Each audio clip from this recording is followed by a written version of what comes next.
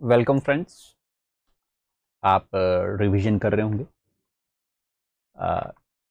Last class में हमने discuss किया basically an overview of metabolism और that is what are the conditions, how it is decided whether there would be a anabolic reaction और a catabolic reaction.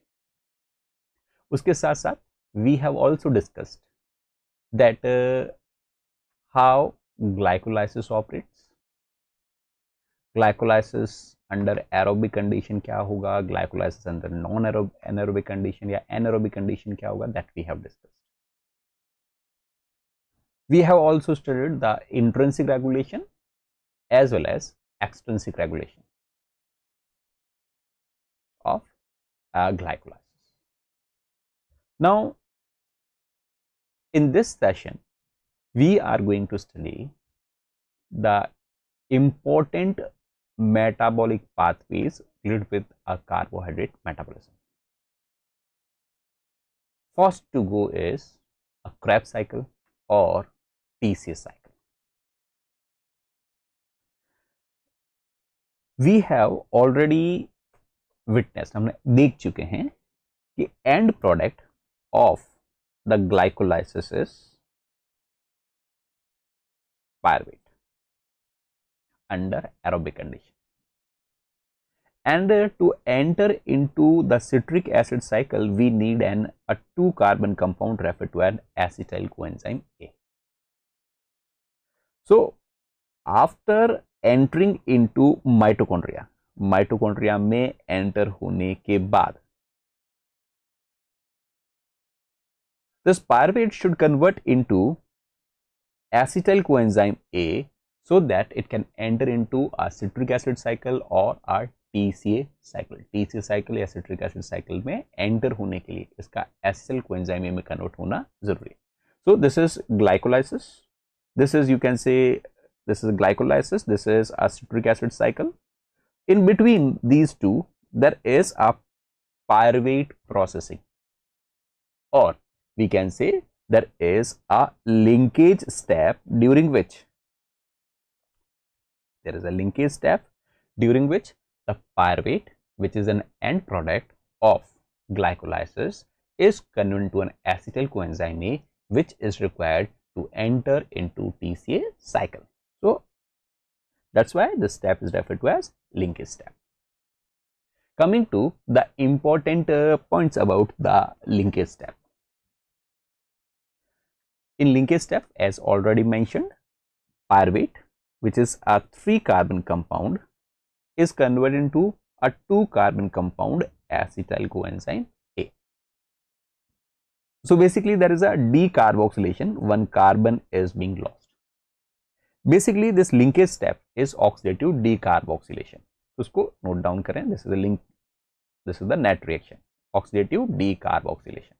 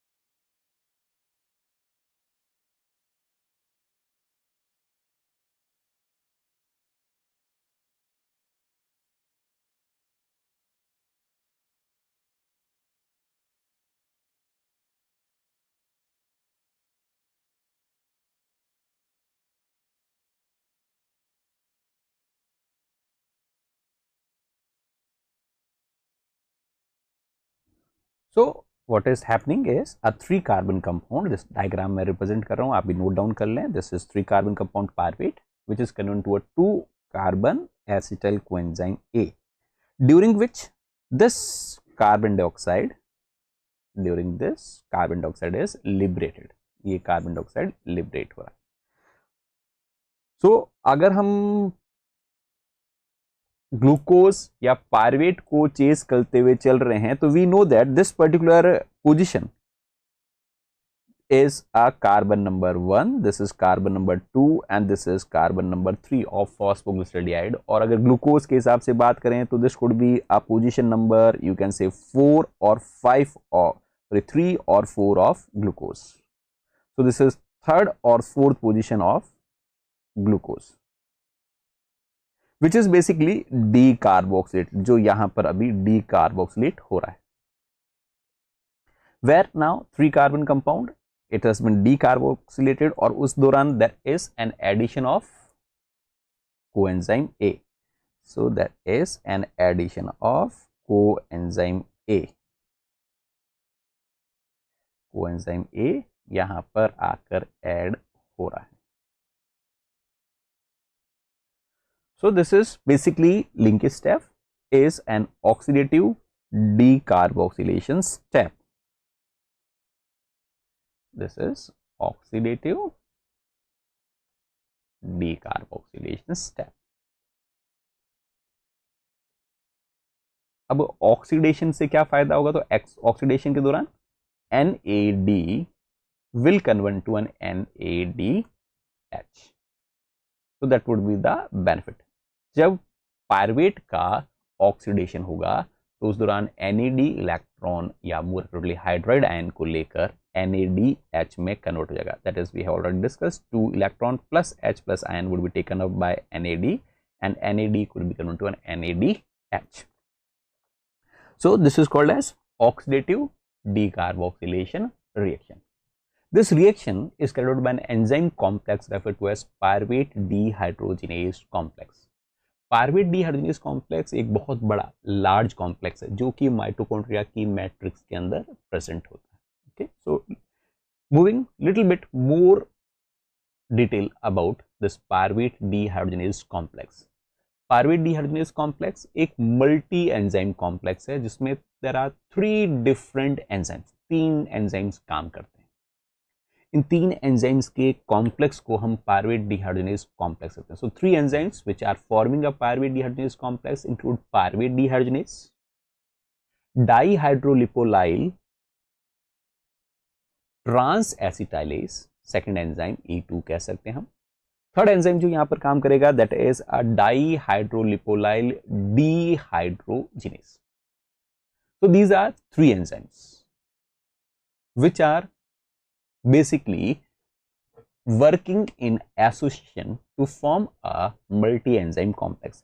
It is believed that almost there are 30 copies of this enzyme, there are 60 copies of this enzyme, there are 130 copies of this enzyme. So totally there are 120 units of an enzyme. They are working together in a large aggregate referred to as pyruvate dehydrogenase complex. The purpose of these 3 enzymes जो एक साथ मिलकर क्या करते हैं, तो they carry out an oxidative decarboxylation. इस pyruvate dehydrogenase complex को अपना काम करने के लिए it needs a 5 different coenzymes. इसको 5 कोएंजाइम चाहिए जिसमें से माय डियर फ्रेंड जो फर्स्ट हमारा एंजाइम है that basically require thiamine pyrophosphate. इसको TPP की रिक्वायरमेंट पड़ती है. जो सेकंड एंजाइम, सेकंड टाइप का एंजाइम है इस कॉम्प्लेक्स के अंदर, उसको रिक्वायरमेंट पड़ती है लिपोलोइक एसिड की या लिपोमाइड की. और उसके साथ साथ it also need another coenzyme referred to as coenzyme A. और जो थर्ड एंजाइम है डाईहाइड्रोलिपोलाइल डीहाइड्रोजनेज, इसको अपना काम करने के लिए there are 2 coenzymes which are needed. One is FAD and another is NAD. So these are 5 different coenzymes which work in association with a pyruvate dehydrogenase complex. ठीक है, जो पहला एंजाइम है उसको एक कोएंजाइम चाहिए, जो सेकंड एंजाइम है उसको 2 कोएंजाइम चाहिए, जो थर्ड एंजाइम है उसको भी 2 कोएंजाइम चाहिए. Is it clear? अब देखेंगे कि इनमें से जो कोएंजाइम TPP है, द कोएंजाइम TPP, लिपोलोइक एसिड और FAD, इन हर एक एंजाइम के एक्टिव साइट के साथ कोवलेंटली बाइंड रहते हैं, और इस तरीके के कोएंजाइम्स को हम क्या कहते हैं? Prosthetic group. And as compare to this, these coenzyme A and NAD, they remain loosely associated with the enzyme. So coenzymes, they can bind loosely with an enzyme, or a coenzyme, they can bind covalently or tightly with an enzyme, and when they are binding tightly with an enzyme, they are referred to as prosthetic group.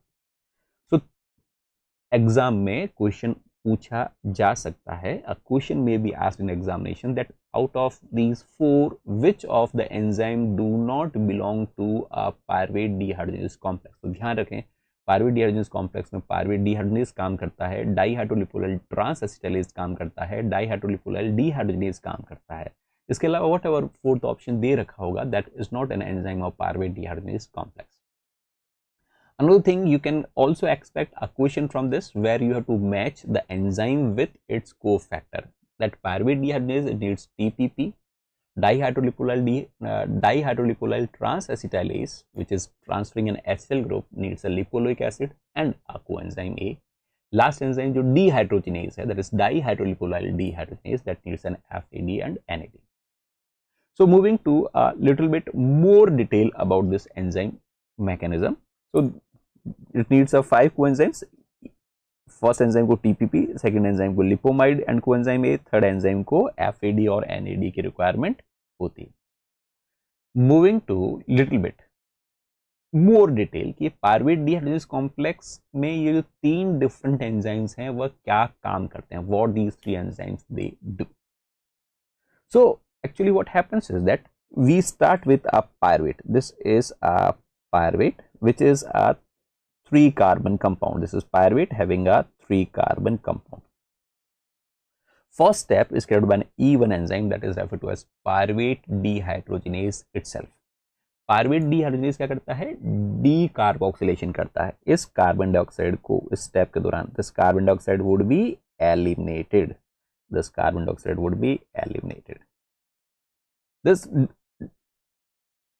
और सिर्फ decarboxylation नहीं, नाम भी है, decarboxylation के साथ साथ dehydrogenation भी होगा, जिसकी वजह से अब जो TPP will be utilised as a prosthetic group, और दिस ग्रुप पीछे जो बचा है, this group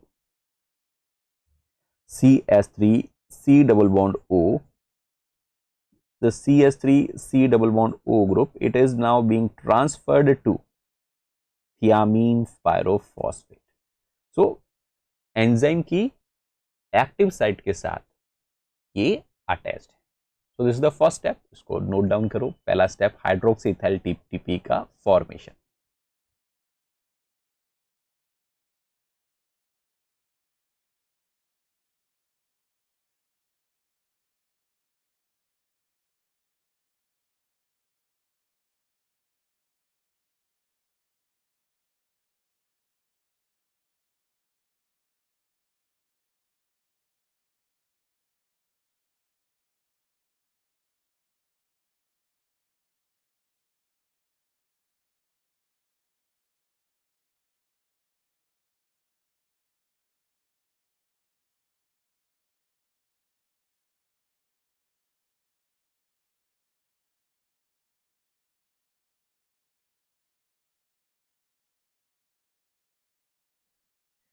so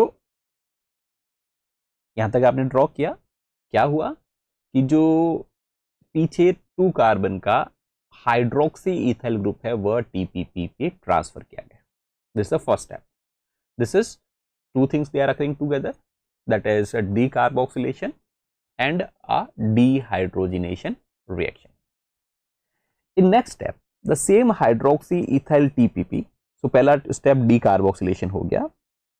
Okay, the first step which has occurred is basically the decarboxylation step. In next step, the same hydroxy ethyl group is now by enzyme dehydrogenase, एक hydrogen यहां से remove कर दिया जाएगा, डीहाइड्रोजनेज एंजाइम काम करेगा तो, and this will be converted to C double bond O आ जाएगा. That is, in next step, the hydroxyethyl TPP is converted to an acetyl dihydrolipomide. एक और कोएंजाइम है जिसका यहां पर इस्तेमाल किया जा रहा है. There is another coenzyme which is now being used over here. और जो एंजाइम अब कोएंजाइम इस्तेमाल हो रहा है उसका नाम है लिपोलोइक एसिड का derivative लिपोमाइड. So basically now this has been transferred to a lipomide. Okay. So up to now what has happened? That first the acetyl group has been transferred to TPP. In next step, the same acetyl group, basically it was transferred in form of hydroxyethyl, then same hydroxyethyl group has been transferred to finally lipomide. The second reaction is carried out by the second enzyme that is referred to as dihydrolipolyl transacetylase. इसका नाम transacetylase क्यों है? Because what it is doing is that it is transferring an acetyl group from an hydroxyethyl TPP to a lipomide so that you can get a acetyl dihydrolipomide. But इस दौरान आप देख सकते हैं what happens is basically during this what you can observe is the lipomide which enter in a oxidized state. lipomide oxidized state में enter हुआ, lipomide है वह खुद reduced state में आ गया.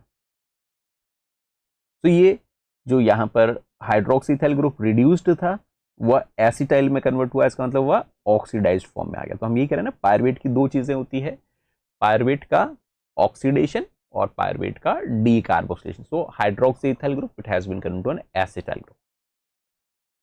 तो अब हमारे पास बना एसिटाइल डाईहाइड्रोलिपोमाइड. सेकेंड जो एंजाइम है इसको ही एक और कोएंजाइम चाहिए, इसका नाम है coenzyme A. So now there is entry of another, you can say, coenzyme, and the name of that coenzyme is coenzyme A. Now this coenzyme A it enters to this acetyl group. जो हमारा acetyl group है उसके ऊपर ये coenzyme A enter होता है, जिससे अब हमारे पास जो प्रोडक्ट बाहर की तरफ रिलीज होगा वह acetyl coenzyme A होगा. सो लिपोमाइड से acetyl ग्रुप हट गया और एसिल ग्रुप इसके ऊपर आकर जुड़ गया कोएंजाइम ए के साथ. और ऐसा होने पर that now that is a release of a lipoamide. पर जो लिपोमाइड रिलीज हुआ है my dear friends, that lipoamide is in reduced state. Lipoamide किस फॉर्म में रिड्यूस जनरेट हुआ है? डाईहाइड्रोलिपोमाइड जनरेट हुआ है. व्हाट यू हैव प्रोडक्ट क्या बना? डाईहाइड्रोलिपोमाइड बना. अगर रिएक्शन को, लिंकेज स्टेप को कंटिन्यूसली ऑपरेट करना है तो डाईहाइड्रोलिपोमाइड वापस ऑक्सीडाइज्ड फॉर्म में कन्वर्ट होना जरूरी है ताकि नेक्स्ट रिएक्शन में पार्टिसिपेट कर सके. तो that is now third enzyme. Entry of third enzyme refer to as dihydrolipoyl dehydrogenase, जो कि डाईहाइड्रोलिपोलाइल से इन दो हाइड्रोजन को हटाएगा ताकि ये वापस ऑक्सीडाइज स्टेट में आ सके. These both hydrogen they are taken up by another coenzyme referred to as an FAD. So FAD will convert to an FADH2, or we can say the third enzyme it now get reduced. Third enzyme का नाम है डाईहाइड्रोलिपोलाइल dehydrogenase. The electrons, or more accurately both the hydrogens, they are being taken up by FAD and FAD get into an FADH2. Last step, अगर ये process लगातार चलता रहे तो अब ये वाला जो कॉम्प्लेक्स है, ये एंजाइम कॉम्प्लेक्स है, ये रिड्यूस्ड हो गया. इसको वापस हमें क्या करना जरूरी है? ऑक्सीडाइज करना जरूरी है. तो इसको ऑक्सीडाइज करने के लिए same enzyme third utilize another coenzyme referred to as NAD, which enter into an oxidized state and leave it here in a reduced state. So finally जो पायरुवेट के इलेक्ट्रॉन्स हैं वो किसके पास आ गए हैं? NAD के पास. और NAD किस में कन्वर्ट हो गया है? NADH के अंदर. सो नेट रिएक्शन क्या हुई? अगर नेट रिएक्शन को हम नोट डाउन करें तो पायरुवेट एंटर हुआ, coenzyme A enter हुआ, or we can say coenzyme A has enter, NAD भी एंटर हुआ, NAD से हमारे पास बना NADH, और डी कार्बोक्सिलिन स्टेप है इसलिए कार्बन डाइऑक्साइड एलिमिनेट हुआ, और हमारे पास एक प्रोडक्ट और बना, that is N acetyl coenzyme A. So this is the net reaction. आपको एक NAD एंटर होता हुआ दिखाई दे सकता है और एक कोएंजाइम A एंटर होता हुआ दिखाई दे सकता है, पर इन दो कोएंजाइम के अलावा there are 3 more coenzymes, they are working in a background. Note down करें इसको, पूरी फिगर को.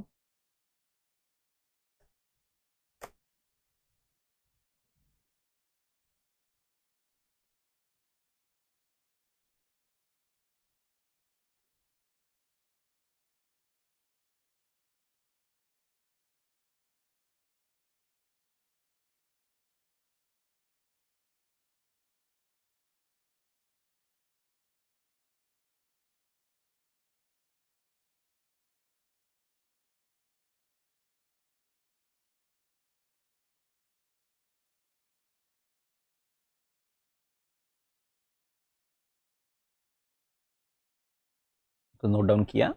चलो आगे बात करते हैं. जो ये एंजाइम है pyruvate dehydrogenase complex, this enzyme is strongly inhibited by arsenate. Basically what it do is that इस सीक्वेस्टर लिपोमाइड को पकड़कर बैठ जाता है, और लिपोमाइड को पकड़कर बैठ गया तो अब सेकंड एंजाइम काम नहीं कर पाएगा, क्योंकि सेकंड एंजाइम डाईहाइड्रोलिपोलाइल ट्रांस एसिटाइलेज को काम करने के लिए लिपोमाइड चाहिए. तो आर्सेनेट मेनली अफेक्ट कौन से एंजाइम को कर रहा है, तो arsenate it is affecting a dihydrolipoyl trans acetylase, and what it do is that it sequester or it make a irreversible complex with a lipomide. So lipomide, if it is not available under such condition, the second step will not occur. So that's how arsenate we have already discussed. Glycolysis को भी affect करता है, और हम आज बात कर रहे हैं कि आर्सेनेट है वह लिंकेज स्टेप को भी अफेक्ट या इन्फ्लुएंस करता है. Moving to the regulatory step, that how this pyruvate dehydrogenase complex is basically regulated. So first, the most common way of regulation is product inhibition. That is during this step where a pyruvate get converted to an acetyl coenzyme A, same time an NAD get converted to an NADH. Obviously there is an entry of coenzyme A and there is an elimination of carbon dioxide during this step. This is the net reaction. If the acyl coenzyme A already it is in excess amount, NADH it is already in excess amount, they carry out a inhibition of a pyruvate dehydrogenase complex. So these are the products, and accumulation of products, if it inhibit the enzyme then it is referred to as product inhibition. So acyl coenzyme A अगर पहले से ज्यादा है तो और acyl coenzyme A का formation नहीं होगा. Then the same pyruvate dehydrogenase complex is also regulated by covalent modification, and major enzyme जो यहाँ पर रेगुलेट होता है कोवलेंट मॉडिफिकेशन से, that enzyme is a pyruvate dehydrogenase itself, that is E1 enzyme. E1 enzyme के ऊपर अगर phosphate group जुड़ जाए तो वह इनएक्टिव होता है, और E1 एंजाइम के ऊपर से अगर फॉस्फेट ग्रुप हट जाए तो वह एक्टिव होता है. तो क्वेश्चन में कम इन योर माइंड कि यहाँ पर माइटोकॉन्ड्रिया के अंदर एंजाइम के ऊपर फॉस्फेट ग्रुप कैसे लगेगा. तो बार जो सिग्नल ट्रांसडक्शन पाथवे है glucagon, G protein couple receptor, G alpha subunit, cyclic AMP, protein kinase A और फिर फॉस्फेट पर जुड़ना, वह सिर्फ साइटोसोल तक की बातें हैं। यहाँ पर अब ये कॉम्प्लेक्स माइटोकॉन्ड्रिया की मैट्रिक्स में है, यहाँ तक वह जो फॉस्फोराइलेशन कैस्केड है नहीं पहुंच पाएगी। तो फिर यहाँ पर कैसे पायरुवेट डिहाइड्रोजिनेज कॉम्प्लेक्स के ऊपर फॉस्फेट ग्रुप जुड़ेगा? तो we can say that what happens is that when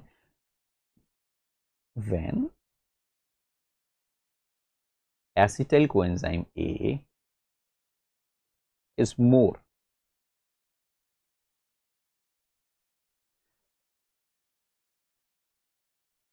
the E2 enzyme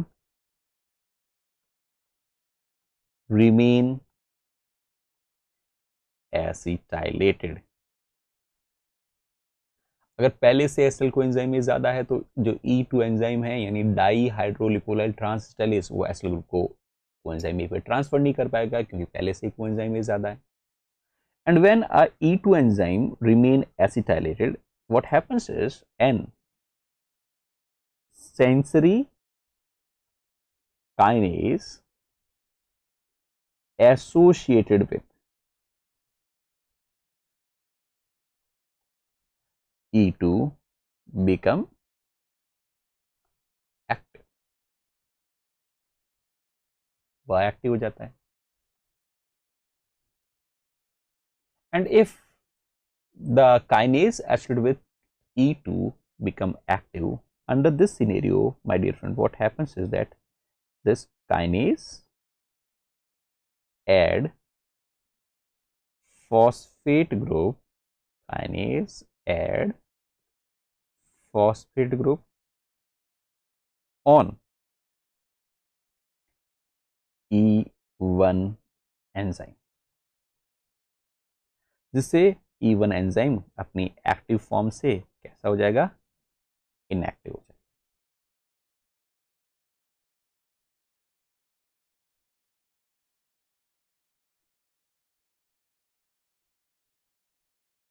okay, so this is how this enzyme pyruvate dehydrogenase complex is regulated by covalent modification।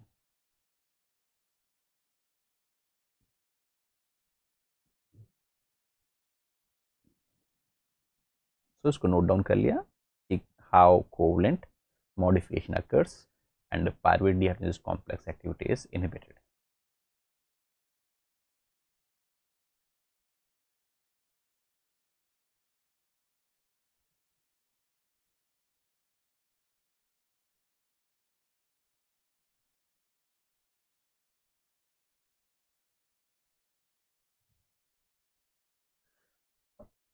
Let's move to the actual TCA cycle।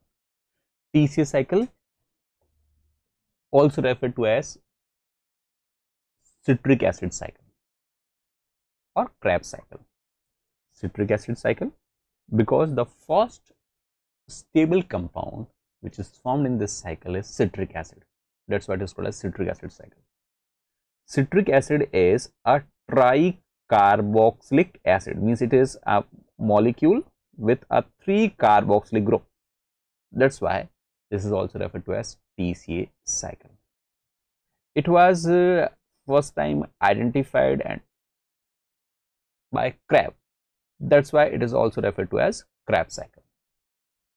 Where this operate, location कहाँ पर है? तो location of the citric acid cycle is basically eukaryotic system में बात करें तो it is in mitochondria. Bacteria में glycolysis, linkage step, उसके अलावा TCA cycle, all the things they occur in cytosol, क्योंकि वहां पर कंपार्टमेंटाइजेशन नहीं होता। बट यूकैरियोटिक सिस्टम में there is specialized organelle where most of the oxidative reaction occur and that specialized organelle is a mitochondria. So glycolysis is occurring in a cytosol and rest of all the process, that is whether it is a pyruvate processing, TCA cycle or electron transport chain, rest of all this process will occur in a mitochondria. Okay, So the citric acid cycle is a common metabolic fate of almost all kind of organic molecules, whether it is a lipids, amino acids और sugars. अगर उनको finally carbon dioxide और water में convert होना है तो उसको कहां पर एंटर होना पड़ेगा? TCA cycle. So everything has to enter from somewhere, it has to enter into the TCA cycle. And whatever the organic molecules, चाहे वो फैटी एसिड से कोई डिराइव्ड प्रोडक्ट हो या अमीनो एसिड से डिराइव्ड प्रोडक्ट हो, if they enter into the TCA cycle, they are finally eliminated or lost in form of carbon dioxide. So TCA cycle or citric acid cycle is the major metabolic path, or we can say central metabolic pathway around which all other biochemical path revolves. And last, we will also discuss that TCA cycle is a amphibolic path. TCA cycle एक तो central pathway है जिसके आसपास सभी दूसरे pathway rotate करते हैं, and this is amphibolic. Amphibolic means the same pathway could be catabolic or it could act as a anabolic. यानी हम ये भी कह सकते हैं सभी मॉलिक्यूल्स का अंत TCA साइकिल में है और सभी मॉलिक्यूल की शुरुआत भी TCA साइकिल से. All molecules finally they ends up in a TCA cycle and all molecules they originates from a TCA cycle. Okay, सभी का एंड सबका ओरिजिन कहां से है? TCA साइकिल से. ये एम्फीबॉलिक है, कैटाबॉलिक भी है और एनाबॉलिक भी है. सो कैटाबॉलिक साइकिल की तरह ये तब चलेगी when an NADH by NAD ratio and ATP by ADP ratios they are low. It will operate as an anabolic process when an NADH by NAD ratio and ATP by ADP ratio is high. So whether this path will operate as a catabolic pathway or whether this path will operate as a anabolic pathway, that depends upon the energy condition. If energy rich condition है तो ये amphibolic pathway anabolic की तरह काम करेगा. अगर mitochondria में energy deficient condition है तो उस कंडीशन में ये कैटाबॉलिक पाथवे की तरह एंटर करेगा. और क्योंकि हमने ग्लाइकोलाइसिस पढ़ा है तो हम ये मानकर चल रहे हैं कि जो सेल है उसमें ATP टू ADP रेशियो कम है, NADH बाय NAD रेशियो कम है.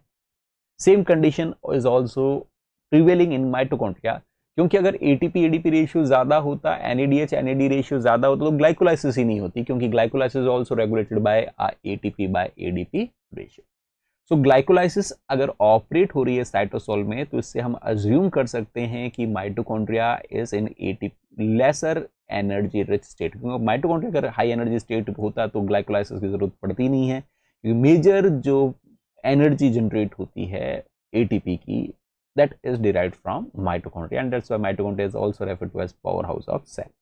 So हम ग्लाइकोलाइसिस के बारे में बात कर चुके हैं, पायरुवेट प्रोसेसिंग के बारे में बात कर चुके हैं और अब हम बात कर रहे हैं सिट्रिक एसिड साइकिल के बारे में. So citric acid cycle, as I have already mentioned, that it is a Krebs cycle or also referred to as tricarboxylic acid cycle. Location इसकी माइटोकॉन्ड्रिया के मैट्रिक्स में है.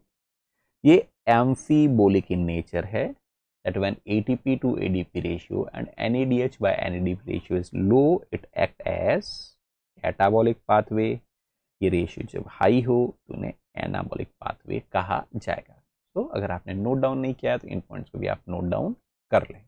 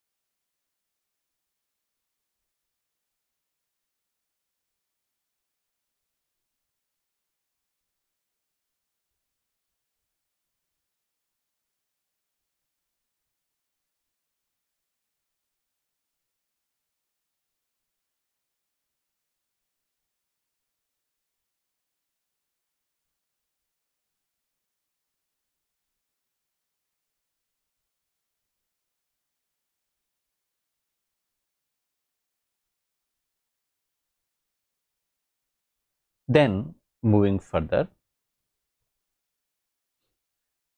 this is an overview of TCA cycle.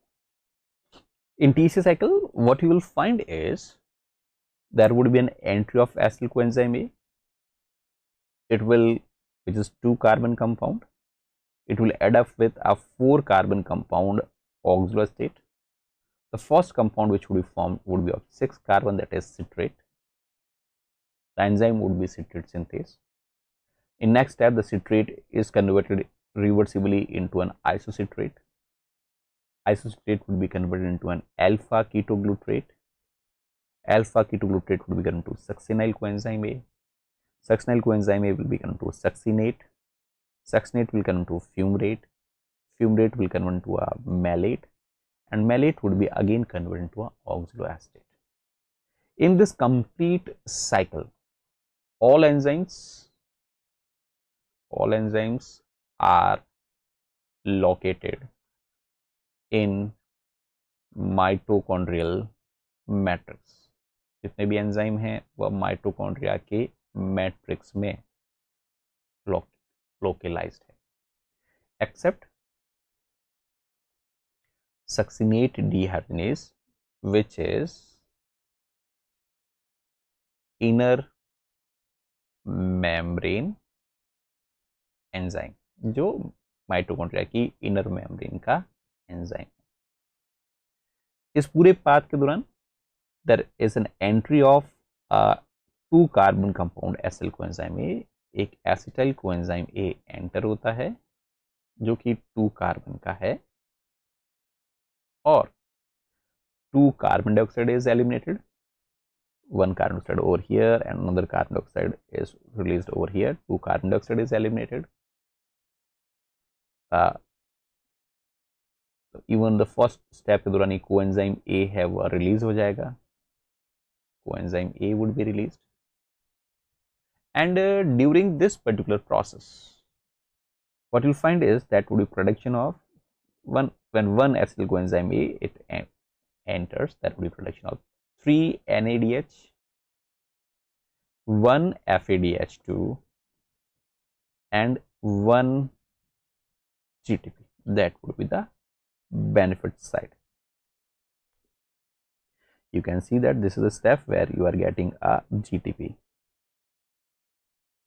These are the steps where you are getting when NAD is coming to NADH.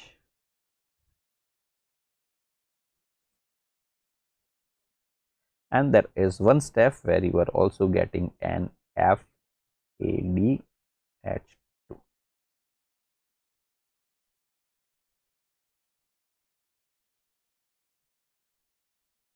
Okay, so we will study now each of this step in detail. अभी सिर्फ आप इस बात को note down कर लें, complete cycle बनाने की जरूरत नहीं है क्योंकि हम एक एक स्टेप को अब हम डिस्कस करने वाले हैं. So discussing each step of TCA cycle. The first step of a TCA cycle is a formation of citrate or tricarboxylic acid.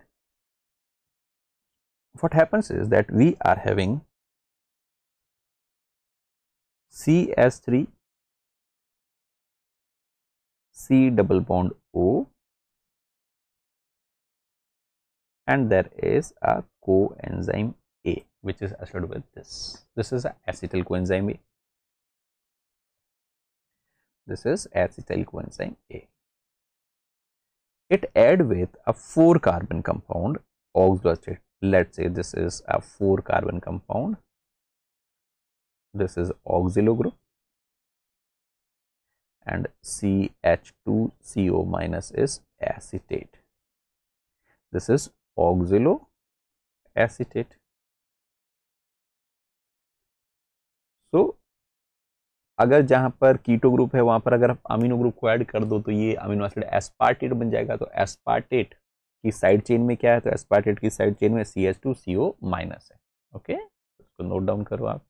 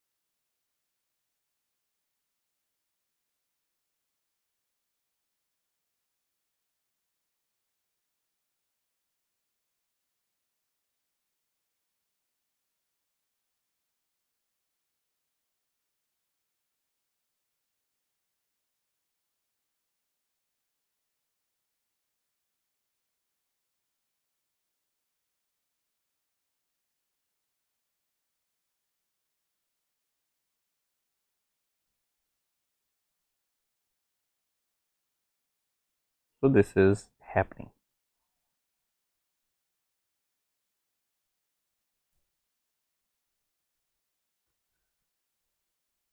Acetyl group is being added, coenzyme A is being released.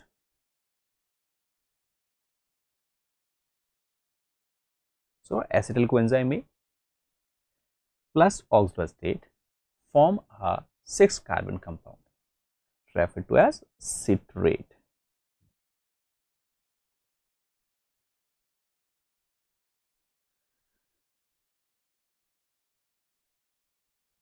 The reaction is carried out by an enzyme citrate synthase.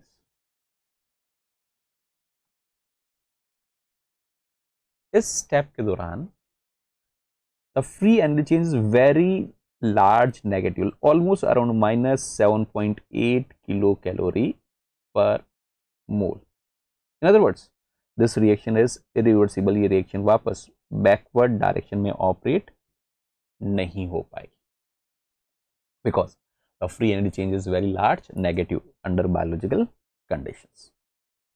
क्योंकि यहाँ पर पहला compound citrate बनता है इसलिए इस cycle को citric acid cycle कहा जाता है. जो पहला कंपाउंड बनता है उसके अंदर there are 3 carboxylic group. You can see that there are 1, 2 and 3 carboxylic group. That's why it is also referred to as tricarboxylic acid.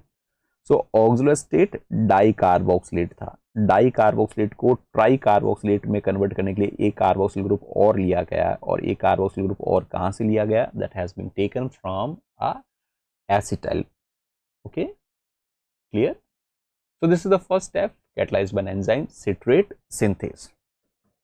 Moving to the important thing about this is that this is a important regulatory step. एक important regulatory step है. Citrate synthase is first. This step is irreversible. Note down over here. Step is irreversible. Because the free energy change is large negative. This is also a important regulatory step. Means carried out by or controlled by allosteric enzyme. इसके अगर inhibitor की बात करें इस step का तो इसका one of the simple inhibitor is an NADH. NADH is inhibitor for this particular step, and another inhibitor you can say is a ATP. That is, if both NADH and ATP they have excess amount तो फिर TCA cycle operate नहीं होनी चाहिए. और another inhibitor is a succinyl coenzyme A. We will study that this is one of the product which is being produced in a TCA cycle. और अगर succinyl coenzyme A पहले से ही ज़्यादा है तो और सक्सिनाइल कोएंजाइम A बनाने की जरूरत और TCA साइकिल को ऑपरेट करने की जरूरत नहीं है. So these are some of the important points about this first step which is carried out by an enzyme citrate synthase.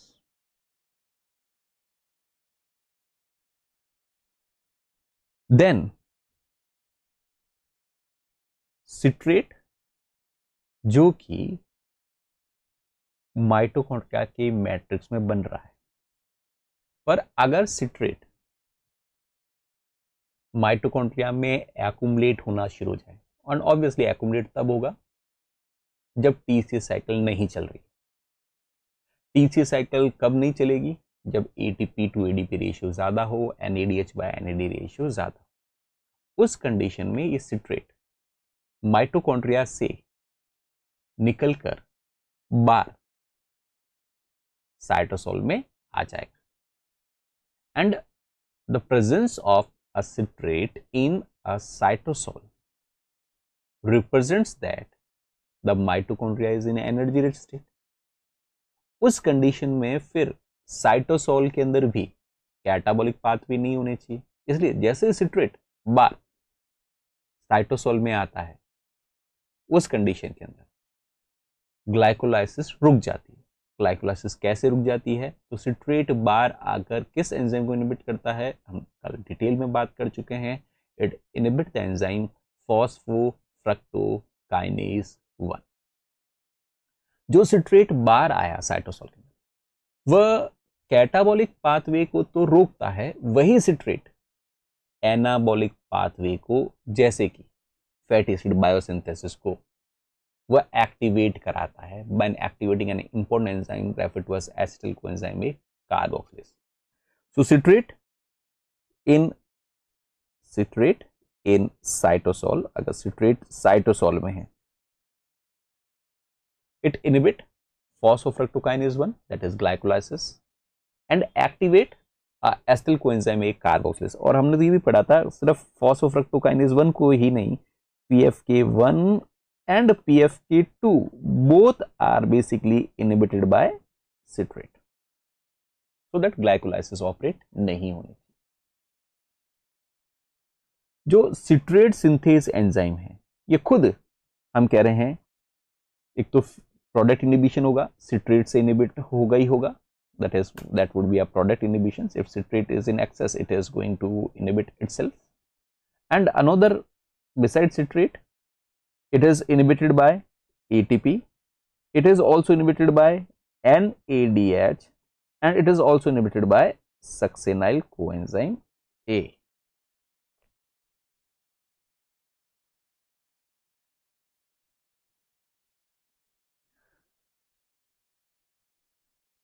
Basically जैसे जैसे एटीपी की कंसंट्रेशन बढ़ती जाती है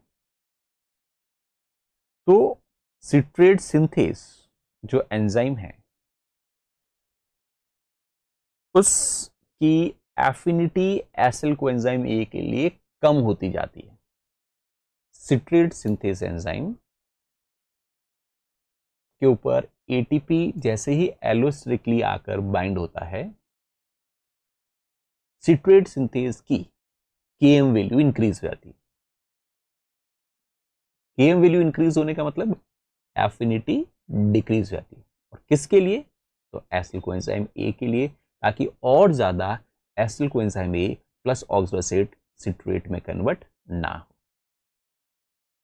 So this is about the first step of TCA cycle, that is carried out by an enzyme citrate synthase.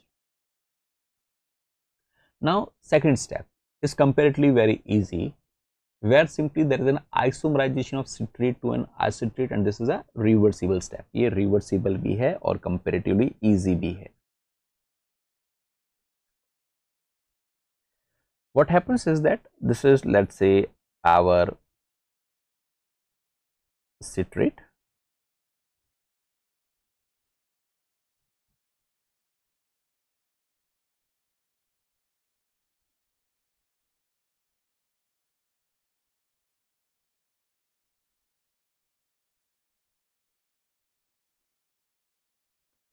this is the structure of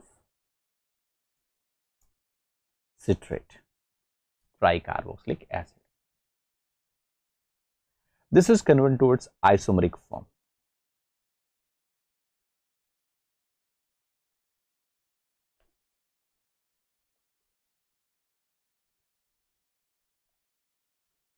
That is isocitrate।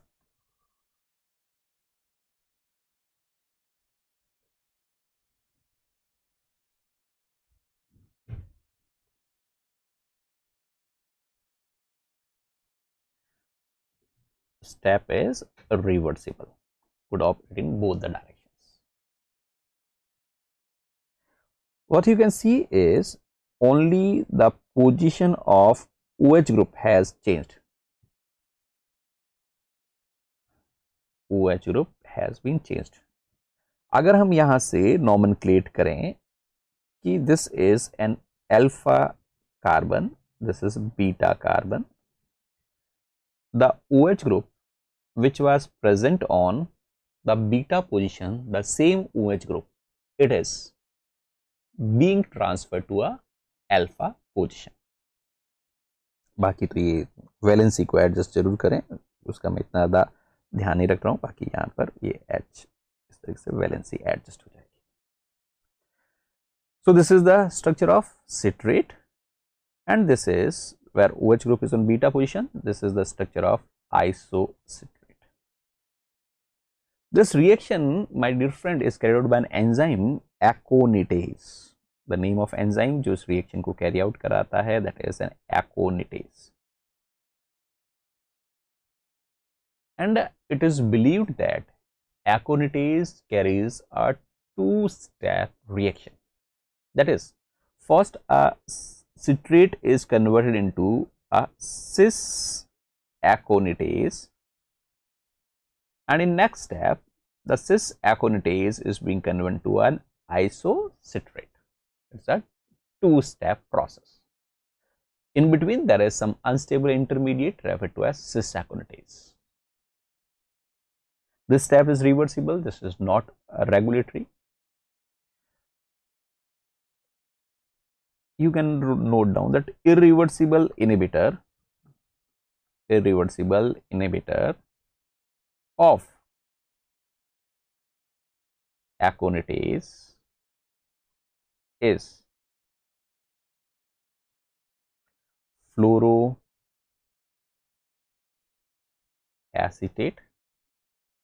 or we can also write it as a fluorocitrate.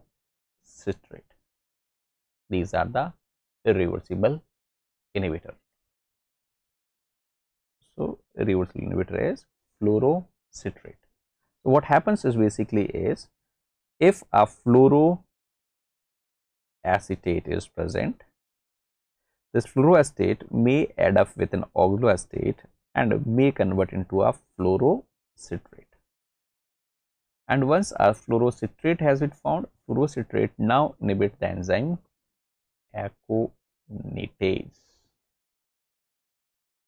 The reaction is carried by an enzyme citrate synthase.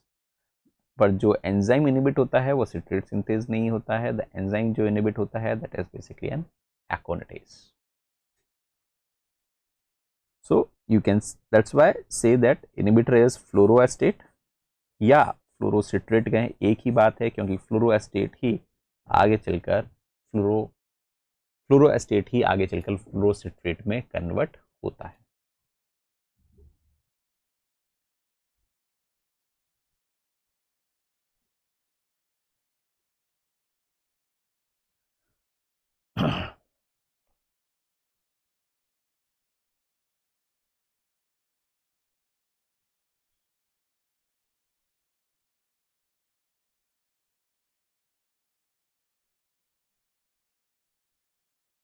Okay, note down किया इस point को.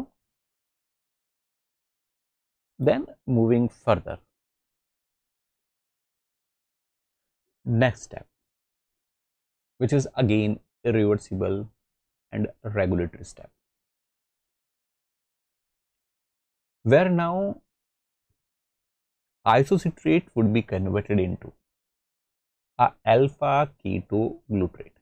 So this is जो अब step की हम बात कर रहे हैं, this is basically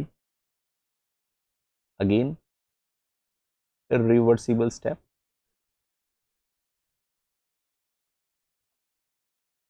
This is also a important regulatory step. In during this step there is a oxidative decarboxylation, oxidation भी होगा और डीकार्बोक्सिलेशन भी होगा. इस स्टेप के दौरान my dear friends, reaction is carried out by an enzyme isocitrate dehydrogenase. The name of enzyme is isocitrate dehydrogenase. What is net reaction? Net reaction कैसे होती है अगर वह देखें तो let's say this is the structure of CH3COO minus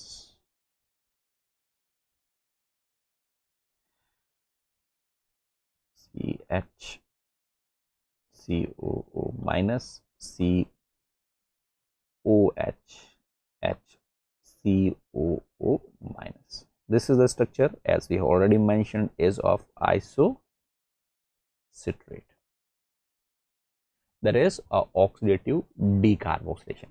Oxidative decarboxylation means one thing which would be eliminated would be carbon dioxide. This carbon dioxide would be eliminated. Sorry, this carbon dioxide would be one thing which would be seen is that this carbon dioxide would be eliminated.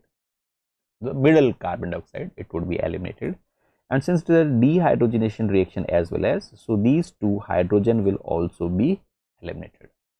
So we will, that's why we are saying that this is an oxidative decarboxylation reaction. So could be represented somewhat like this. इसी step को अगर हम आगे लिखें तो इस तरीके से ड्रॉ किया जा सकता है. So now here you will get a CH2, here you will get a C double bond O, COO minus, and further here there is now CH2 COO minus. That is, now it has been converted into a dicarboxylic acid. TC cycle में only two molecules are tricarboxylic acid, that is, one is citric acid and another is a isocitric acid, that is citrate and isocitrate. Rest of all they are dicarboxylic acid. So carbon dioxide has been eliminated from this side. This is a decarboxylation. As well as there is a dehydrogenation reaction, due to which now alpha isocitrate, it has been, now you can see that this carbon is alpha carbon, so this is a beta carbon. We will say that now it has been converted to an alpha keto glutarate. अगर alpha keto की जगह पर आप amino group को जोड़ दो यहाँ पर, तो it will become an well known amino acid that is referred to as glutamate. तो ग्लूटामेट को अल्फा कीटो ग्लूटारेट में कन्वर्ट कर सकते हैं और अल्फा कीटो ग्लूटारेट को ग्लूटामेट में कन्वर्ट किया जा सकता है. दोनों का स्ट्रक्चर रिलेटेड होता है.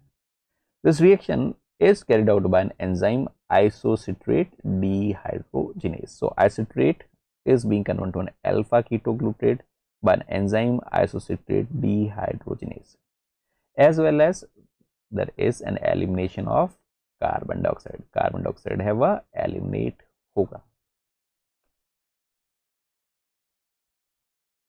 ध्यान रखें कि जो कार्बन डाइऑक्साइड एलिमिनेट हुआ वह एस्टाइल वाले ग्रुप से एलिमिनेट नहीं हुआ है. यानी अगर बाद से हम रेडियो एक्टिव एसिल कोएंजाइम ए को फीड करें तो जो कार्बन डाइऑक्साइड एलिमिनेट होगा वह रेडियो एक्टिव फॉर्म वाला नहीं होगा. ये नॉर्मल कार्बन डाइऑक्साइड है वह एलिमिनेट हो रहा है, या जो ऑक्सिलरी स्टेट का ब्लू कलर से हम ड्रॉ कर रहे हैं, जो ऑक्सिलरी स्टेट का कार्बन डाइऑक्साइड है वह एलिमिनेट हो रहा है. पर कहाँ से कार्बन डाइऑक्साइड एलिमिनेट हो रहा है उससे क्या फर्क पड़ता है? The net thing is that is the loss of one carbon dioxide और वन कार्बन. Now,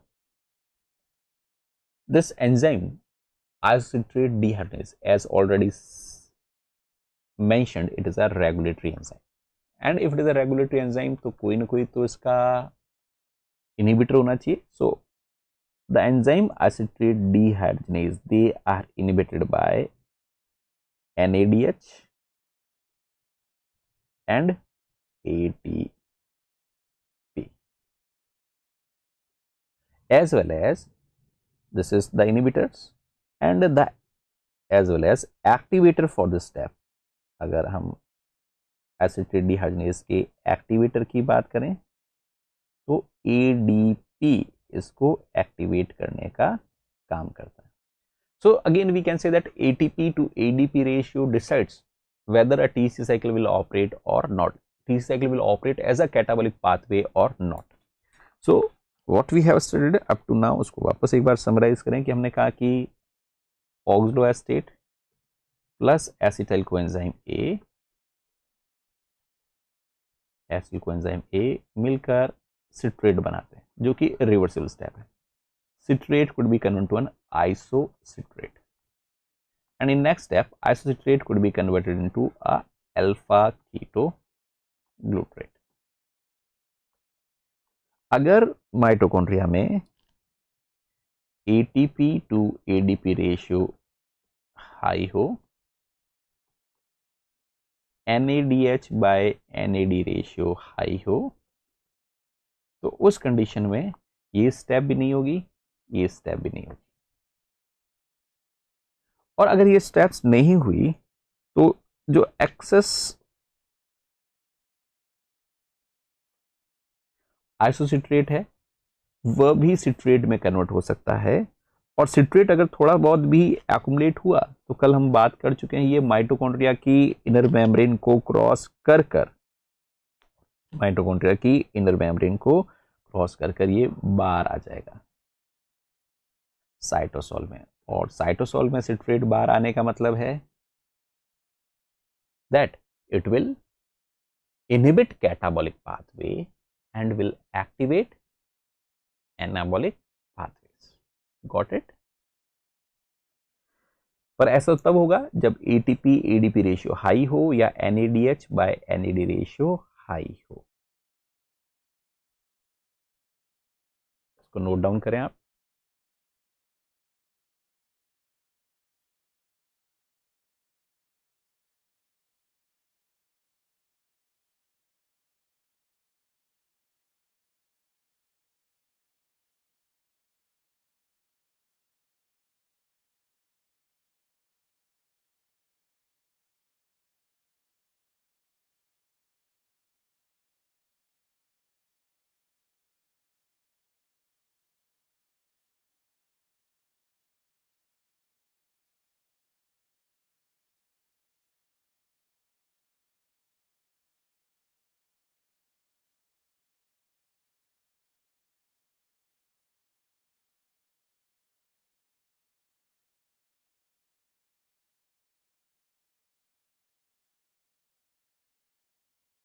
तो नोट डाउन कर लिया।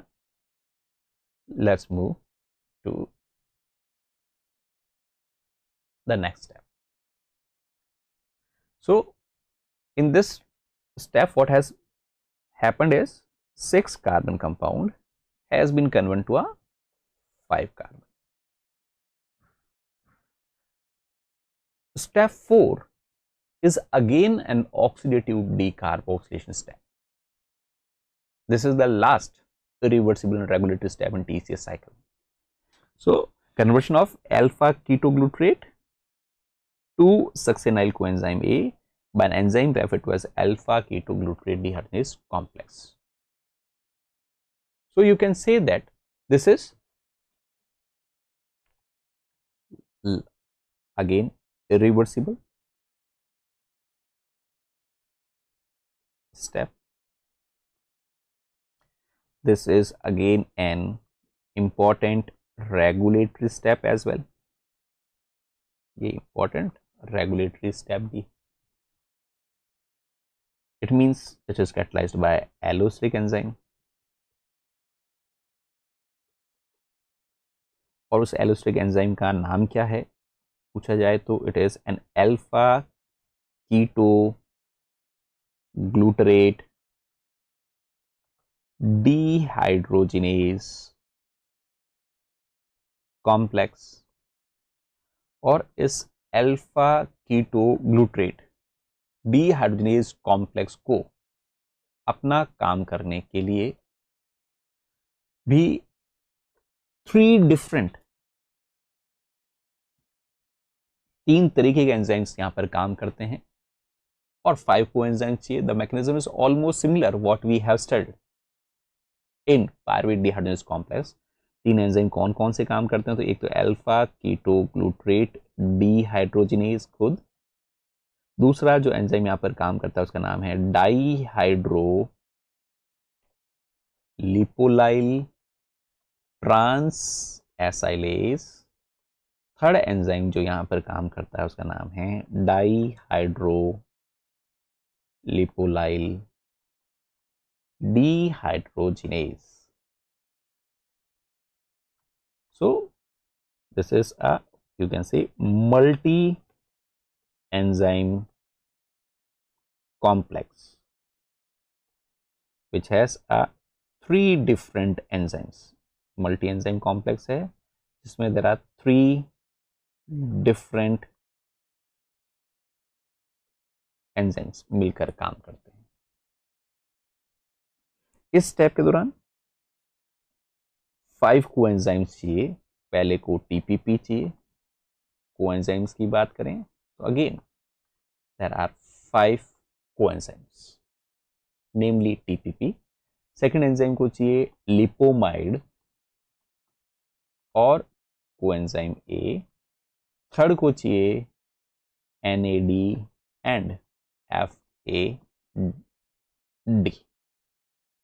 So these are 5 coenzymes which are needed by this complex alpha ketoglutarate dehydrogenase complex.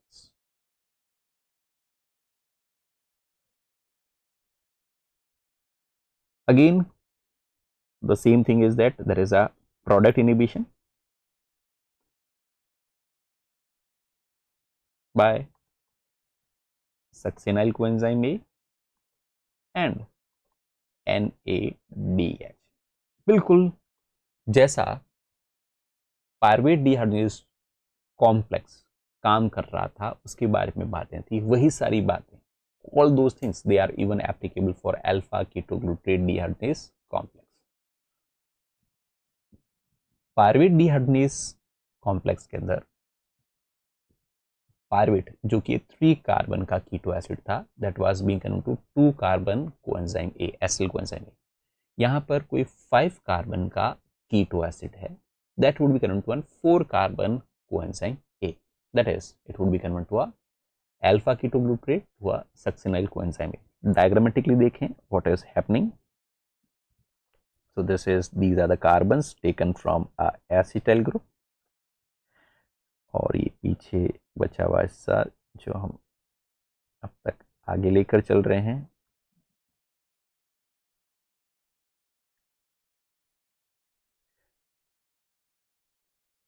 This is the structure of alpha ketoglutarate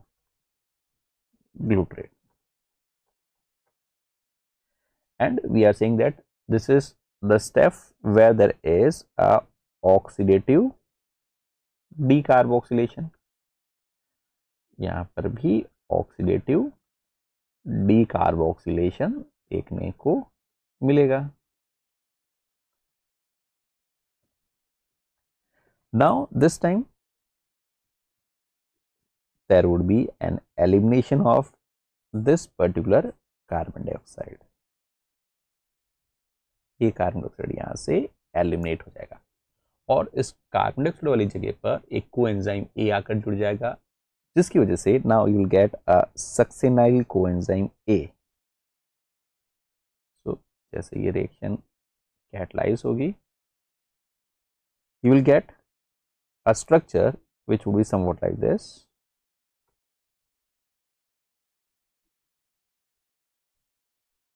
CH2COO minus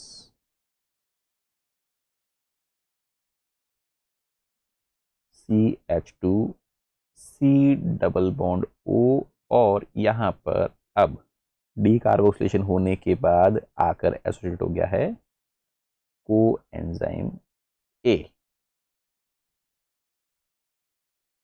coenzyme A यहाँ पर आकर enter हुआ। इसका मतलब कोई कोएंजाइम ए यहाँ पर एंटर हो रहा है और एक कार्बन डाइऑक्साइड है वह एलिमिनेट हो रहा है। ये तो बात हुई डीकार्बोक्सिलेशन की, पर डीकार्बोक्सिलेशन के साथ साथ यहाँ पर डी ऑक्सीडेशन भी हो रहा है यानी डीहाइड्रोजनेशन भी होगा। तो इस स्टेप के दौरान यहीं पर NAD will convert into an NADH। so इससे पहली वाली स्टेप पर भी NADH मिला, इस स्टेप पर भी NADH मिला। ओके तो इस तरीके से अल्फा कीटोग्लूटारेट पहले 5 कार्बन का था, this was first carbon, this is second carbon, this is third carbon, this is fourth carbon, this is fifth carbon. Now you are getting only 1 carbon, this is second carbon, this is third carbon, this is 4 carbon. The structure which is being formed is now referred to as succinyl coenzyme A. This is the succinyl coenzyme A. So इस diagram को भी यहाँ पे एक बार draw कर लें.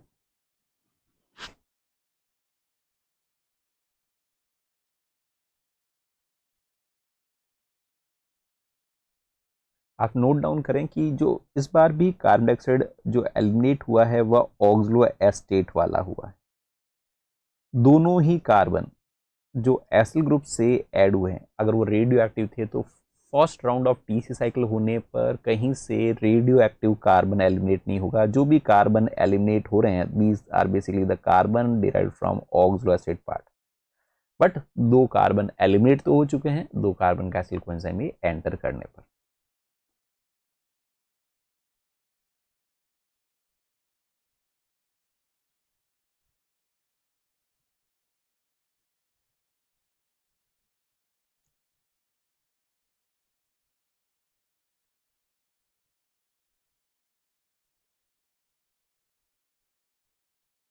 तो अब आगे जितनी भी रिएक्शंस होगी वहां पर एम है कि सक्सिनल कोएंजाइम ए को वापस किस में कन्वर्ट कर दिया जाए, ऑक्सलो एस्टेट के अंदर, ताकि ये और एक एसिल कोएंजाइम ए के साथ ऐड होकर it may further add with one more acyl coenzyme A and can start the second round of TC cycle.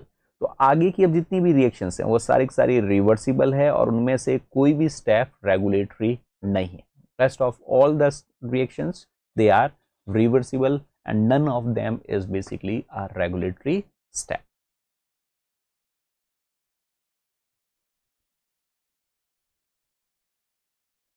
So अब हम सक्सिनल कोएंजाइम ए से आगे जितने भी स्टेप्स हैं उनकी बात करें. सिर्फ फर्स्ट स्टेप रिवर्सिबल थी, उसके बाद जो थर्ड स्टेप है वह इरिवर्सिबल थी और फोर्थ स्टेप वापस रिवर्सिबल थी. Okay, then moving further. अब जितनी भी स्टेप्स आ रही वह सारी की सारी रिवर्सिबल है. The first step in this succinyl coenzyme A onwards is the production of succinate by an enzyme referred to as succinyl coenzyme A synthetase. जो सक्सिनल कोएंजाइम ए के साथ कोएंजाइम ए जुड़ा हुआ है वह कोएंजाइम ए हटेगा. और जैसा हम बात कर चुके हैं, चाहे वो एसिल कोएंजाइम ए है चाहे सक्सिनल कोएंजाइम ए है, जहां कहीं पर भी कोएंजाइम ए के साथ बॉन्ड होता है that is an energy rich bond. That is what we are saying is that succinyl coenzyme ऐसे वेवी लाइन से ड्रॉ करते हैं, और वेवी लाइन से ड्रॉ करने का मतलब this is representing energy rich bond. थायो एस्टर बॉन्ड है. सक्सिनल कोएंजाइम ए जब सक्सिनेट में कन्वर्ट होगा, ऑब्वियसली कोएंजाइम ए जब रिलीज होगा तो जो एनर्जी रिलीज होगी that is converted to a GTP is converted into GDP, specially in animals. While there is a very small or minor difference in case of plants and bacteria at this step,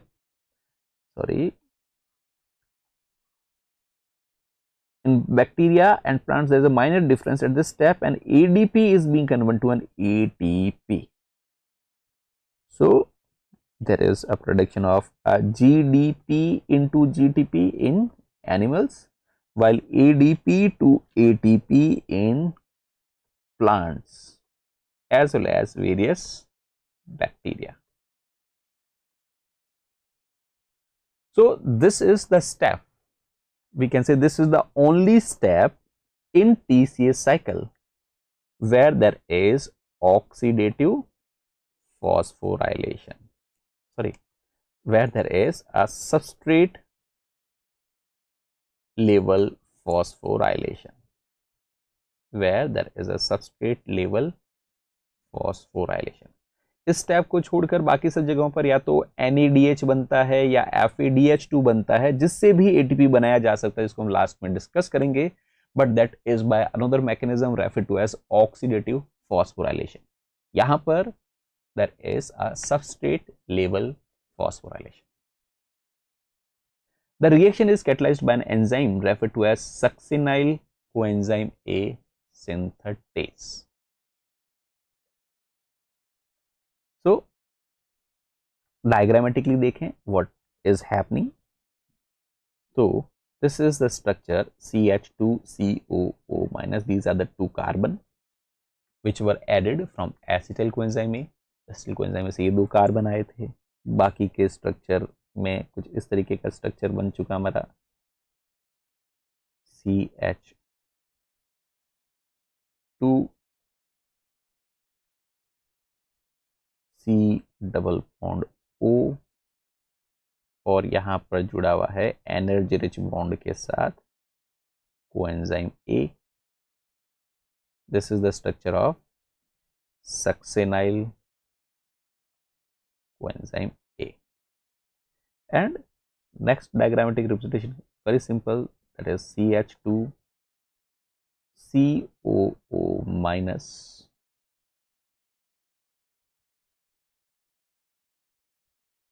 CH2 COO minus. This is, although step is reversible, this is now succinate, a dicarboxylic acid. सिर्फ ये coenzyme A है वह release कर दिया है, जो यहाँ पर कोएंजाइम ए था वह रिलीज हो गया. तो यहाँ पर फिर कार्बोक्सिलिक ग्रुप आ गया और इसी कार्बोक्सिलिक ग्रुप को हम यहाँ पर ड्रॉ करते हैं. This is the carboxylic group, this is the that carboxylic group. So हम यहाँ पर कोएंजाइम ए को रिलीज होता हुआ भी दिखा सकते हैं. Coenzyme A has been released. पर जो ये एनर्जी रिच बॉन्ड है, इससे जो एनर्जी रिलीज हुई, ये एनर्जी कहाँ इस्तेमाल होती है? तो हम कह रहे हैं कि this is utilize for substrate level phosphorylation of GDP into GTP. Okay, so that you can say there would be an addition of inorganic phosphate, addition of GDP at this step, and it is converted to a GTP by a mechanism of substrate level phosphorylation. Although this reaction is reversible, अगर reverse direction के हिसाब से बात कर रहे हैं तो succinate किस में कन्वर्ट हो रहा है? सक्सिनाइल कोएंजाइम ए के अंदर, जहां पर एनर्जी फिर इन्वेस्ट होनी शुरू हो जाएगी. तो एंजाइम का नाम क्या हो जाएगा? succinyl coenzyme A synthetase, because for formation of some bond energy is being utilized in form of GTP or ATP, so it would be referred to as succinyl coenzyme A synthetase. So in simple, the succinyl coenzyme A में से energy rich bond को break down किया और उससे हमने succinate बनाया. तो हम ये भी कह सकते हैं इसका मतलब succinyl coenzyme A is an example of energy. This is the energy rich molecule in TCA cycle. This is an example of energy rich molecule. In glycolysis, we have already seen that there are two energy rich molecules. One is 1,3-bis phosphoglycerate and another was most energy rich molecule, that is phosphoenol pyruvate. So this is the formation of succinate, a dicarboxylic acid from a succinyl coenzyme A. Moving to next step, the oxidation of succinate to fumarate. So what is net reaction? So succinate का oxidation होता है और दो step is reversible. Succinate का oxidation होता है और succinate convert हो जाता है फ्यूमरेट में बाय एंजाइम सक्सिनेट डिहाइड्रोजनेस. इस ऑक्सीडेटिव स्टेप के दौरान there is a reduction of an FAD which get converted to an FADH2. So basically this is a oxidation step. This is an oxidation step. Succinate dehydrogenase is inner membrane resident enzyme. जितने भी बाकी हमने enzyme पढ़े वह सारे के सारे mitochondria की मैट्रिक्स में रहते हैं, लेकिन जो सक्सिनेट डीहाइड्रोजनेज है that is an inner membrane resident enzyme.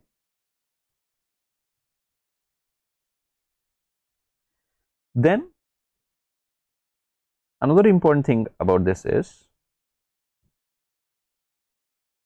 succinate dehydrogenase. It uses FAD is prosthetic group. बाकी सब जगहों पर ऑक्सीडेशन के दौरान NAD का इस्तेमाल किया गया, यहां पर FAD का इस्तेमाल किया गया. FAD would be converted to an FADH2. So it is an inner membrane resident enzyme और ये बेसिकली कॉम्प्लेक्स 2 का नाम ही, इलेक्ट्रॉन ट्रांसपोर्ट चेन के कॉम्प्लेक्स 2 का नाम ही सक्सिनेट डीहाइड्रोजनेज कॉम्प्लेक्स. ज्यादातर वो एंजाइम्स जो FAD को प्रोस्थेटिक ग्रुप की तरह इस्तेमाल करते हैं वह इनर मेम्ब्रेन पर लोकेटेड होते हैं, क्योंकि FADH2 खुद तो रिलीज हो नहीं सकता, तो फिर FADH2 वापस FAD में कैसे कन्वर्ट होगा. तो most of such enzymes they are which are utilizing FAD as a prosthetic group, they themselves as are the member of inner mitochondrial membrane. So FAD is a prosthetic group. Diagrammatically अगर हम represent करें इस दौरान क्या हो रहा है, तो it is somewhat like this. These are the 2 carbon from the first acetyl and these are 2 leftover carbon of oxaloacetate. Oxidation is occurring by dehydrogenation process. As a result of this, one hydrogen will be taken from this side, one hydrogen will be taken from this side.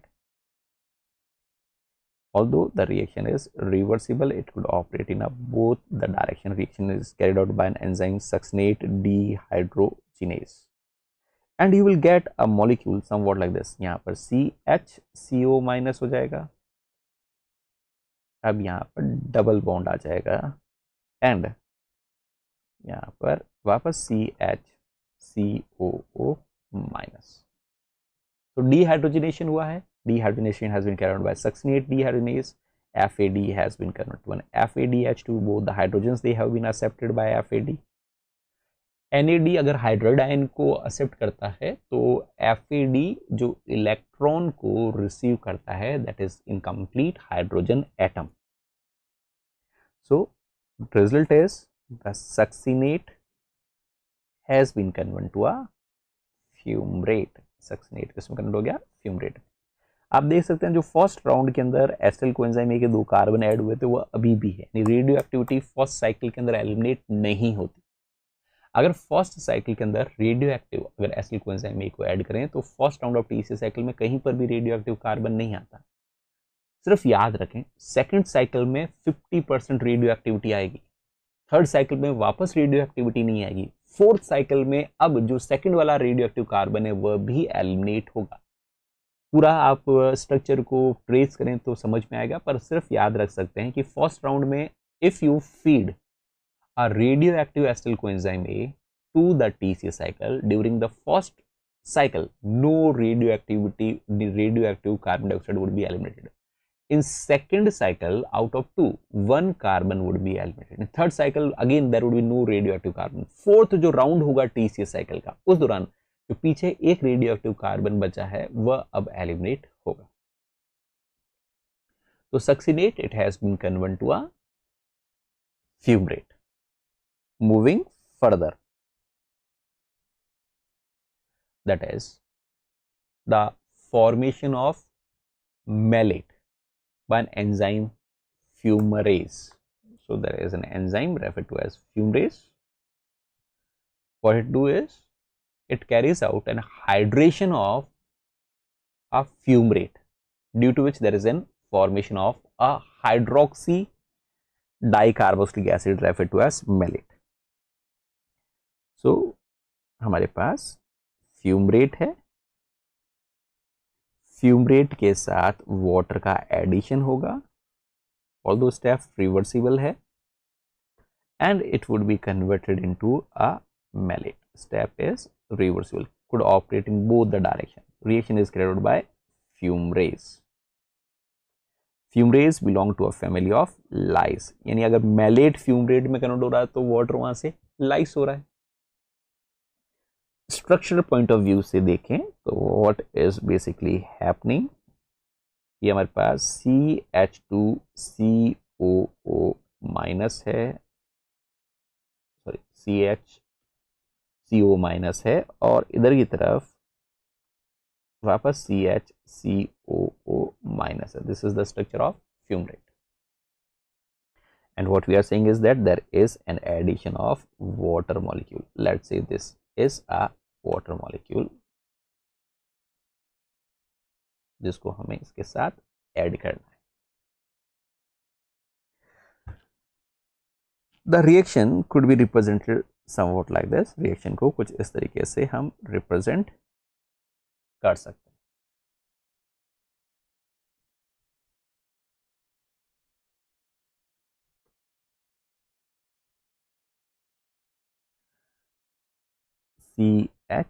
CHCOO minus, अब यहां पर single bond आ जाएगा, CHCOO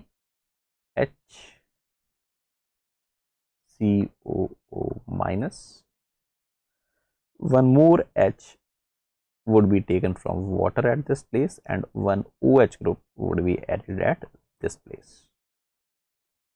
So now you can say that this fumarate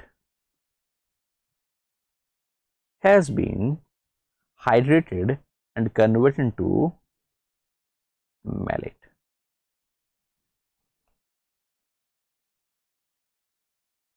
malate एक hydroxy dicarboxylic acid है.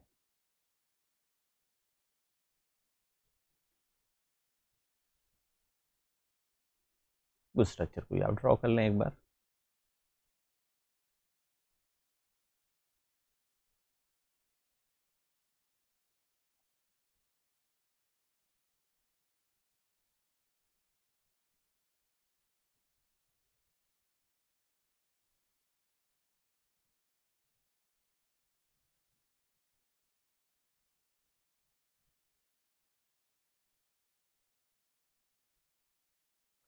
So once a malate has been formed, the next step is conversion of this malate to or regenerate this malate into an oxidized state. Reaction is carried out by an enzyme malate dehydrogenase. So what happens is the malate is further, this is the last step of an oxidation. Malate is oxidized into oxaloacetate. Since this is an oxidation step, इस दौरान वापस NAD है वह reduce होकर convert हो जाएगा NADH में. This is the third step जहां पर हमें NADH का बेनिफिट हो रहा है. This reaction is very surprising because the delta G0 for this reaction is around plus 7.1 kilocalorie per mole, पर फिर भी रिएक्शन फॉरवर्ड डायरेक्शन में हो सकती है या होती है.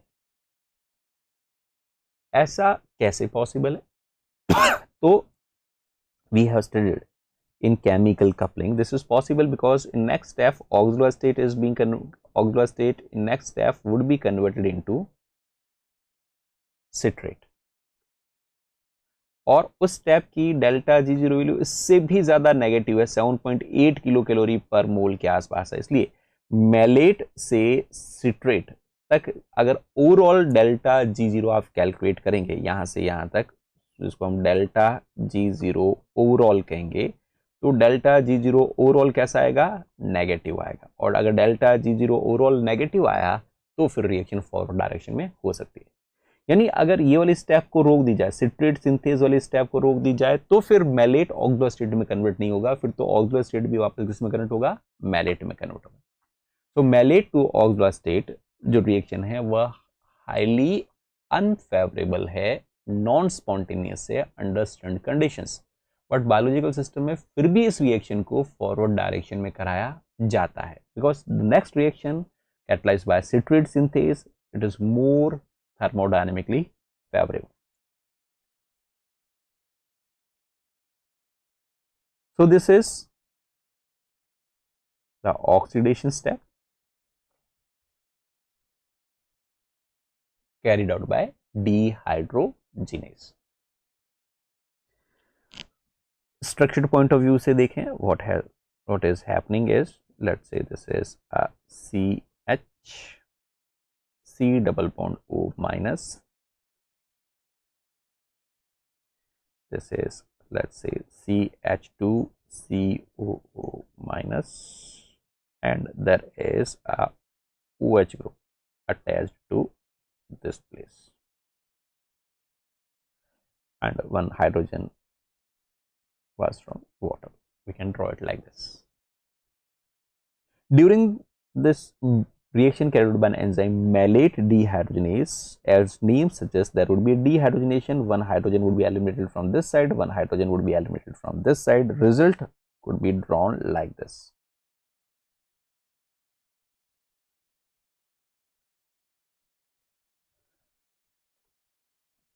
We can draw it like this.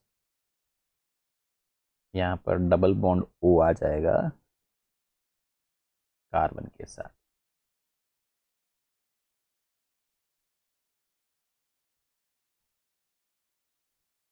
CH2 COO minus. This is again we have reached to a structure of oxaloacetate. We have started with malate. Under standard conditions, this reaction is highly favorable in a backward direction, but in feasible condition, this reaction could be allowed in forward direction as well. As reaction is carried out by an enzyme malate dehydrogenase. Okay, और step के दौरान NAD किस में convert होता है, NADH में। अब ऑक्सलो state के साथ वापस एसिल कोएंजाइम ए जुड़ सकता है। Again there could be an addition of an acetyl coenzyme A, again new acyl coenzyme A would be added, and this new acyl coenzyme A कहाँ ऐड होगा, तो इस जगह पर कहीं पर ऐड हो सकता है, एक कार्बन यहाँ पर और एक कार्बन यहाँ पर कहीं पर एडिशन हो सकता है। और अब कौन सा कार्बन डाइऑक्साइड एलिमिनेट होगा, तो फर्स्ट ये वाला कार्बन एलिमिनेट होगा, और जब कभी भी ये कार्बन एलिमिनेट होगा तो अब हम कहेंगे ये देखो रेडियो एक्टिव कार्बन लॉस्ट हुआ। तो सेकंड साइकिल में one of the radio active carbon is lost, और अगली स्टेप में ये वाला रिलीज होगा जो कि रेडियो एक्टिव नहीं होगा, इसलिए हम कह रहे हैं सेकंड साइकिल में भी दोनों रेडियो एक्टिव कार्बन नहीं जाएंगे, only one radio active carbon would be lost. तो इसको ज्यादा डिटेल्स में हमें जाने की जरूरत नहीं है। Again we have successfully regenerated the oxalo acid, वापस हमारे पास ऑक्सिलो स्टेट है वह रीजनरेट हो गया। So these are the 8 steps in which the TCA cycle is completed. Summarizing the TCA cycle, that in TCA cycle one molecule of acyl coenzyme A entered. There are 4 oxidation steps, and these 4 oxidation steps, they are catalyzed by isocitrate dehydrogenase, alpha ketoglutarate dehydrogenase, succinate dehydrogenase, and malate dehydrogenase. These are 4 oxidation steps. इस दौरान benefit NADH का होता है, यहां पर भी benefit NADH का होगा। इस स्टेप के दौरान there is a benefit of FADH two, और जो लास्ट स्टेप है again you get a NADH, and there is one step where there is substrate level phosphorylation, where you get a mostly GTP or ATP. GTP in animals, ATP in plants और microbes.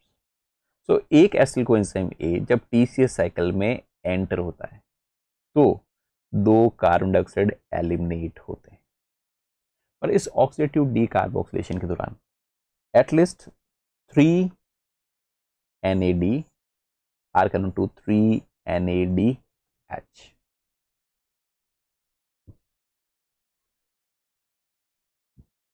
One FAD is being converted to an FADH2, and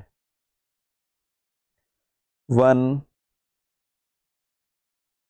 GDP is being converted to a GTP.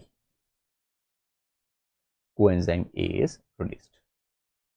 So what we are getting is 3 NADH, 1 FADH2 and 1 GTP from one acetyl coenzyme A. If one acetyl coenzyme A enters into a TCA cycle और उसका complete oxidation हो into carbon dioxide, तो हमारे पास ये benefit होगा। और अगर हम ये अज्यूम करें कि एक NADH से NADH अपने इलेक्ट्रॉन ट्रांसपोर्ट चेन को देगा, जैसे इलेक्ट्रॉन ट्रांसपोर्ट चेन ऑपरेट होगी, इलेक्ट्रोकेमिकल ग्रेडियंट बनेगा, फिर ATP बनाई जा सकती है। यानी इन NADH से या FADH2 से you can generate an energy by an process of oxidative phosphorylation. आगे हम पढ़ेंगे कि इनसे भी ATP बनाई जा सकती है by mechanism of oxidative phosphorylation. Each NADH can give rise to a 2.5 ATP, while each FADH2 can give rise to 1.5 ATP. तो calculation के हिसाब से you can get 7.5 ATP from this three, 1.5 ATP from this, and another is direct 1 ATP equivalent. हमें direct मिल रहा है 1 ATP कहें या GTP कहें, it is one and same thing. So net gain आप क्या देख रहे हैं, you are getting a 10 ATP equivalent. So you can say that if one acetyl coenzyme A, अगर एक acetyl coenzyme A complete carbon dioxide में oxidise होता है तो you get almost around 10 ATP. If we are assuming that NADH is giving you 2.5 ATP while FADH2 is giving you a 1.5 ATP, अगर हम ये assumption लेकर चलें तो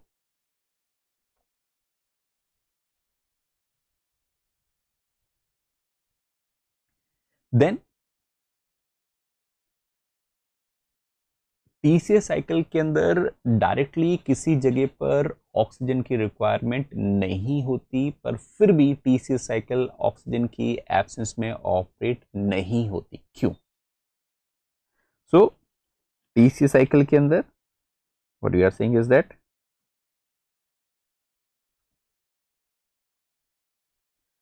directly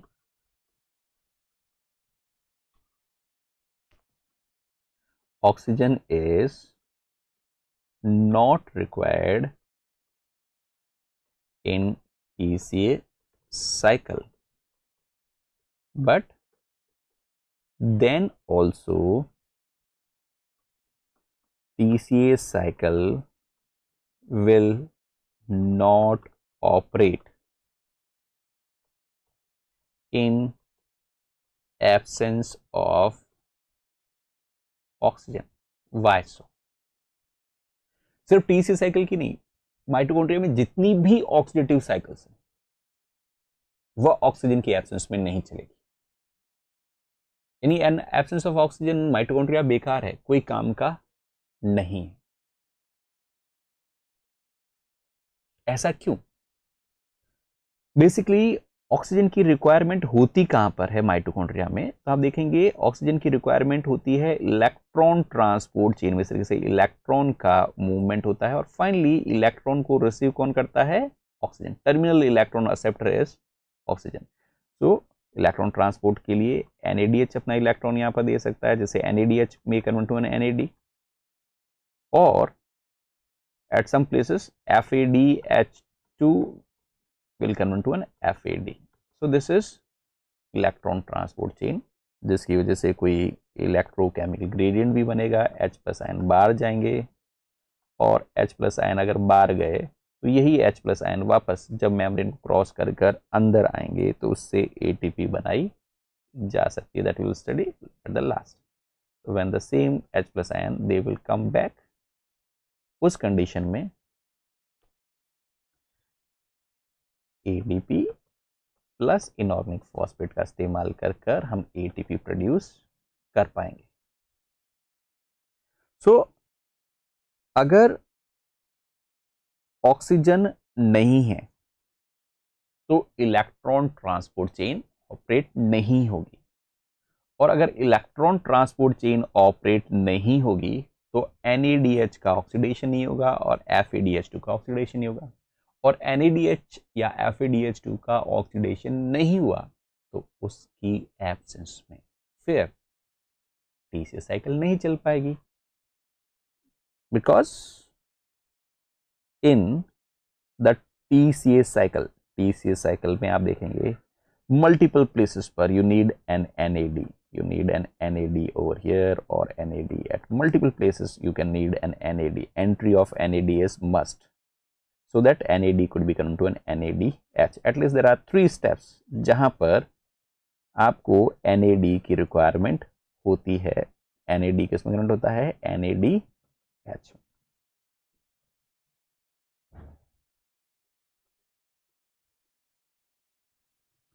and there is also one step जहां पर TCA साइकिल में FAD की रिक्वायरमेंट भी होती है, where FAD is convert to an FADH2.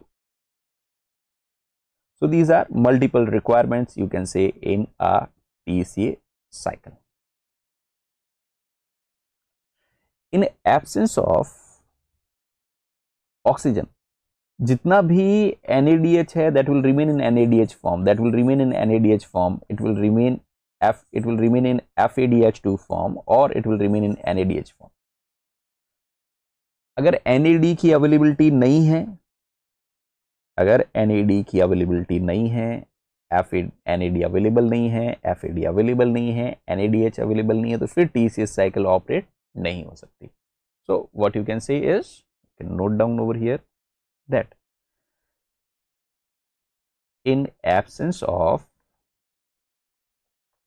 Oxygen, electron transport chain is non functional. Electron transport chain function नहीं करती, that is non functional. Thus, NAD and FAD are not regenerated. उनको वापस regenerate नहीं किया जाता। And if they are not regenerated, in absence of NAD and FAD, oxidative steps in TCA cycle are not possible. Thus, TCA cycle stops under anaerobic conditions. अगर conditions anaerobic है तो फिर TCA cycle काम नहीं करेगा। Anaerobic condition में इसलिए हम कह रहे थे माइटोकॉन्ड्रिया बिल्कुल मदद नहीं कर सकता। जो भी एनर्जी डिराइव करनी है एनारोबिक कंडीशन में वो साइटोसोल से, जो भी एटीपी प्रोड्यूस करनी है दैट इज बाय साइटोसोल। और साइटोसोल में जो एटीपी प्रोड्यूस होती है वो नेग्लिजिबल है। अगर ये ग्लूकोज दो पायरुवेट में कन्वर्ट भी हुआ तो there would be a production of only 2 ATP molecule.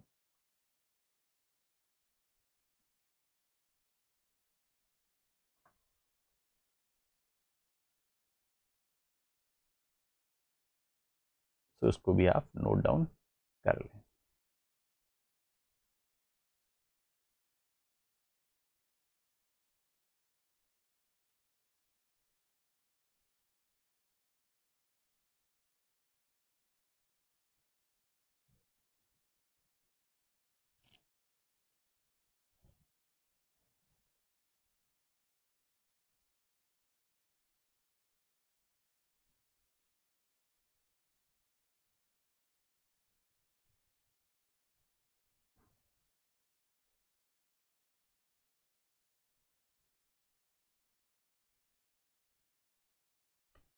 So now moving further to the energetics of TCA cycle that we have already discussed, that in our TCA cycle, if one acetyl coenzyme A, if one acetyl coenzyme A, it enters, you get a 2 carbon dioxide. Okay, there are 2 decarboxylation steps, during which you get a 3 NADH molecules, 1 FADH2 and 1 directly GTP or ATP, it is the case of plant. And assuming that each NADH could give rise to a 2.5 ATP and 1 FADH2 can give rise to you is 1.5 ATP, you can get 7.5 ATP from this, 1.5 ATP from here, 1 directly GTP is equivalent to ATP, so 1 ATP here, so you are getting a 10 ATP molecule if one acyl coenzyme A enters into the TCA cycle.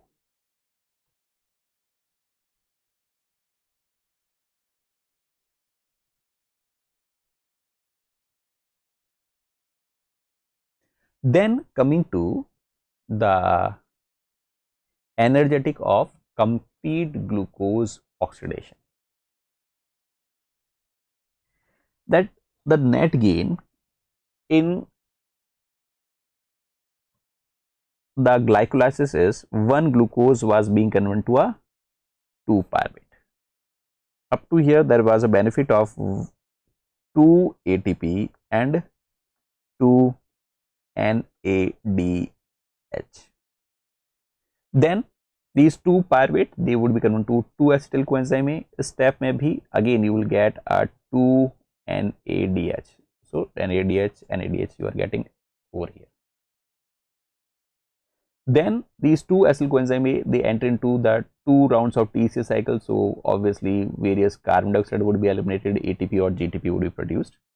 So if you are starting with the 2 molecules, you will get a 6 molecule of NADH, क्योंकि हर एक acyl coenzyme में 3 NADH देता है। तो if 2 acyl coenzyme में विचार, क्योंकि एक ग्लूकोज से एक एसिल कोएंजाइम ए नहीं आएगा, एक ग्लूकोज से 2 एसिल कोएंजाइम ए आएंगे, और ये 2 एसिल कोएंजाइम अगर TCA साइकिल में एंटर हो तो 6 NADH, 2 FADH2 and 2 ATP or GTP would be produced. So this is the net energetics, जिसमें से आप देख सकते हैं सबस्ट्रेट लेवल फॉस्फोराइलेशन से, सबस्ट्रेट लेवल फॉस्फोराइलेशन से यानी जहां जो डायरेक्ट एटीपी बन रही है वह कितनी बन रही है, तो you can say that you are getting 2 ATP in cytosol and 2 ATP in mitochondria. Okay, you are getting only 4 ATP, 2 ATP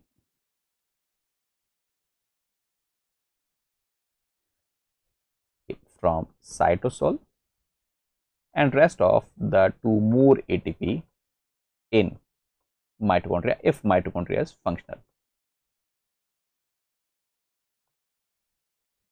and then rest of ATP you will get from an oxidative phosphorylation. और oxidative phosphorylation के लिए पहली बात तो mitochondria के ऊपर rely करना पड़ेगा,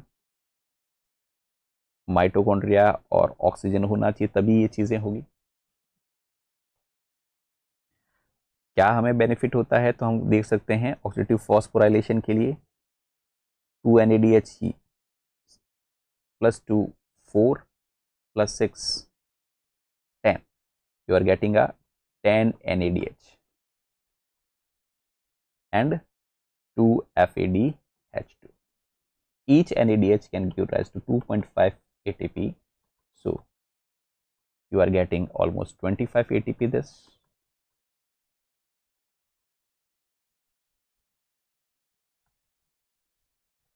four ATP substrate level phosphorylation से, 3 ATP यहां से। तो नेट मैक्सिमम कितने ATP आप एक ग्लूकोज से ऑब्टेन कर सकते हैं? तो एक ग्लूकोज से जो मैक्सिमम ATP प्रोड्यूस की जा सकती है दैट इज 32। Out of 32 only 2 are produce under anaerobic condition, क्योंकि एनारोबिक कंडीशन में ये कोई फायदा नहीं होगा। एनारोबिक कंडीशन में these benefit will not be there, these benefit they will not be there. So glucose oxidation अगर एनारोबिक कंडीशन है तो सिर्फ 2 ATP, बट अगर एरोबिक कंडीशंस हैं तो you can C large amount of ATP। Maximum gain कितना हो सकता है? 32 ATP। That's why so it means for rest of 30 ATP we have to rely on mitochondria, and that's why mitochondria is referred to as powerhouse of cell. So the reason that mitochondria is referred to as powerhouse of cell, because most of the energy which is required by the cell is produced by mitochondria. In absence of mitochondria you can see negligible amount of ATP is produced, बहुत कम ATP produce होती है।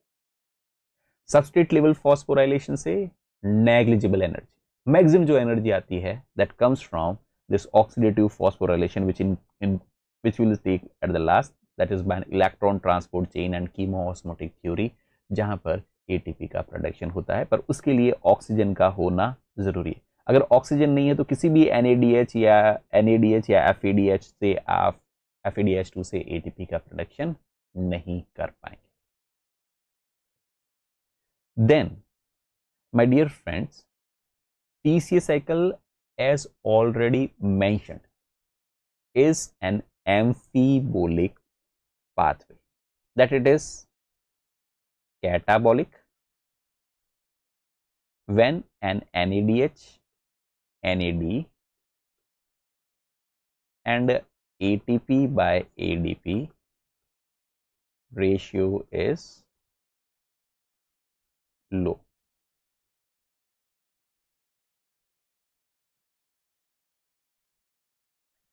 And anabolic if these ratios, that is NADH by NAD and ATP by ADP, these ratios are high. So जब कभी भी ATP by ADP ratio कम हो तो acetyl coenzyme में भी TCA साइकिल में एंटर कर रहा होगा। कई सारे amino acids like glutamate they can also enter into the TCA cycle. Pyruvate may get into a malate and it is entering into the TCA cycle. Pyruvate by an pyruvate carboxylation reaction may be converted into an oxaloate state and can be entered into TCA cycle.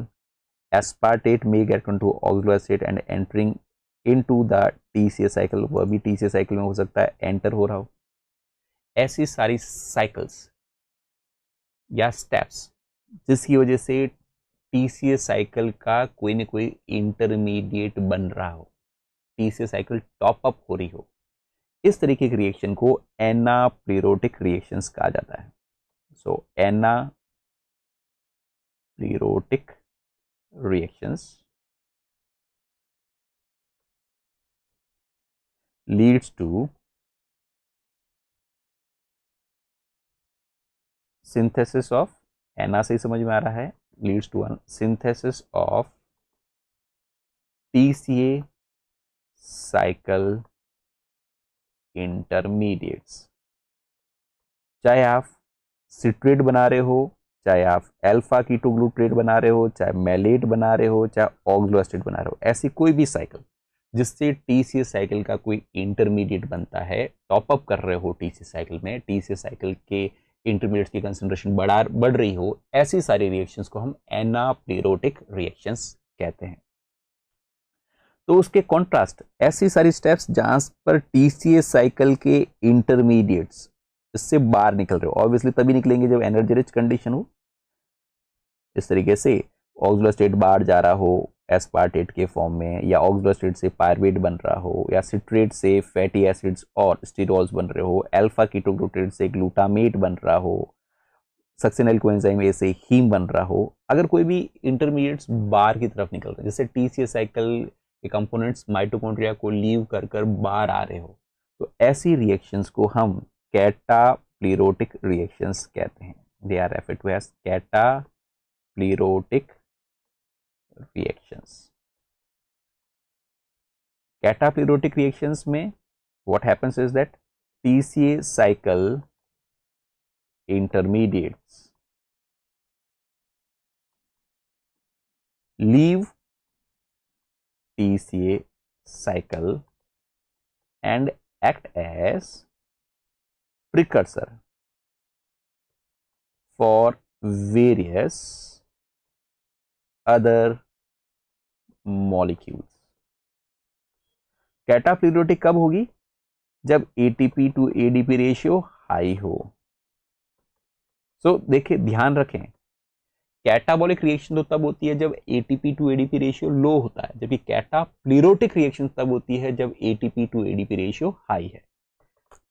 Catabolism का मतलब आपका polymer से monomer और monomer से carbon dioxide और water में conversion होता है, क्योंकि कैटाप्लेरोटिक का मतलब टीसीए साइकिल के इंटरमीडिएट का निकलकर बाहर की तरफ जाना, और टीसीए साइकिल से निकलकर बाहर की तरफ तभी जा सकते हैं जब टीसीए साइकिल नहीं चल रही होगी, और टीसीए साइकिल तब कैटाबॉलिक पाथवे की तरफ तब नहीं चल रही होगी जब ATP to ADP ratio high हो या NADH to NAD ratio high हो।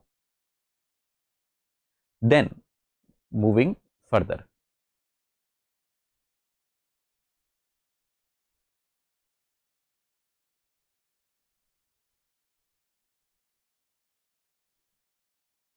now my dear friends, moving to one more very important metabolic pathway, that is pentose phosphate pathway. Pentose phosphate pathway is an alternative oxidative pathway of glucose.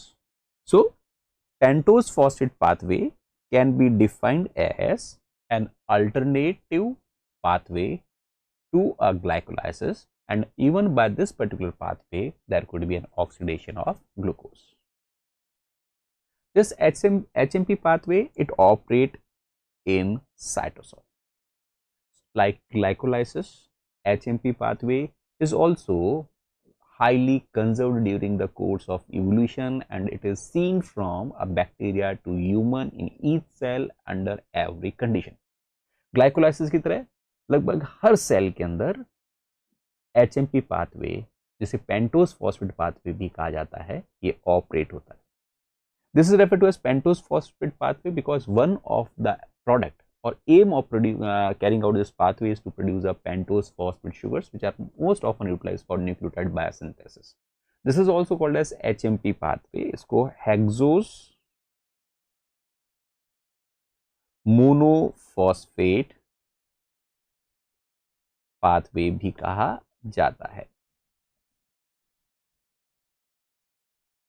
Okay, because this pathway starts with a hexose monophosphate. phosphate. This pathway operates under aerobic or anaerobic condition. So condition operates in all cells. It operates under whether the condition is aerobic, condition is either aerobic or a condition is anaerobic. In this alternative oxidative path, basically the purpose is to produce a reducing equivalent NADPH, which is required for various biosynthetic process. If catabolism is oxidative process, then the biosynthesis would be referred to as a reductive process.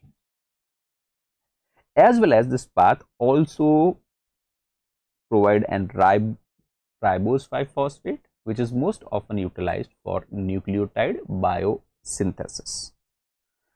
So what are purpose? So we say that it is providing us a ribose 5-phosphate, which is a pentose phosphate. It is utilized for a nucleotide biosynthesis, and a nucleotide biosynthesis, it mainly occurs in fast dividing cell. But even if a cell is not dividing, then also the cell rely on the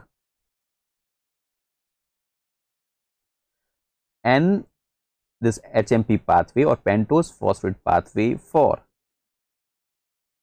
NADPH. NADPH, it is a reducing power, it is a energy which provide for a reduction. It donates an electron during a reductive process. It is needed for variety of purpose. For example, it is needed for the biosynthesis of fatty acids. It is needed for biosynthesis of cholesterol. It is needed for biosynthesis of various amino acids. It is needed for the beside biosynthesis, it is needed for various other purposes as well. For example, the cytochrome P450, which is monooxygenase, it needs, which is very important in detoxification reaction.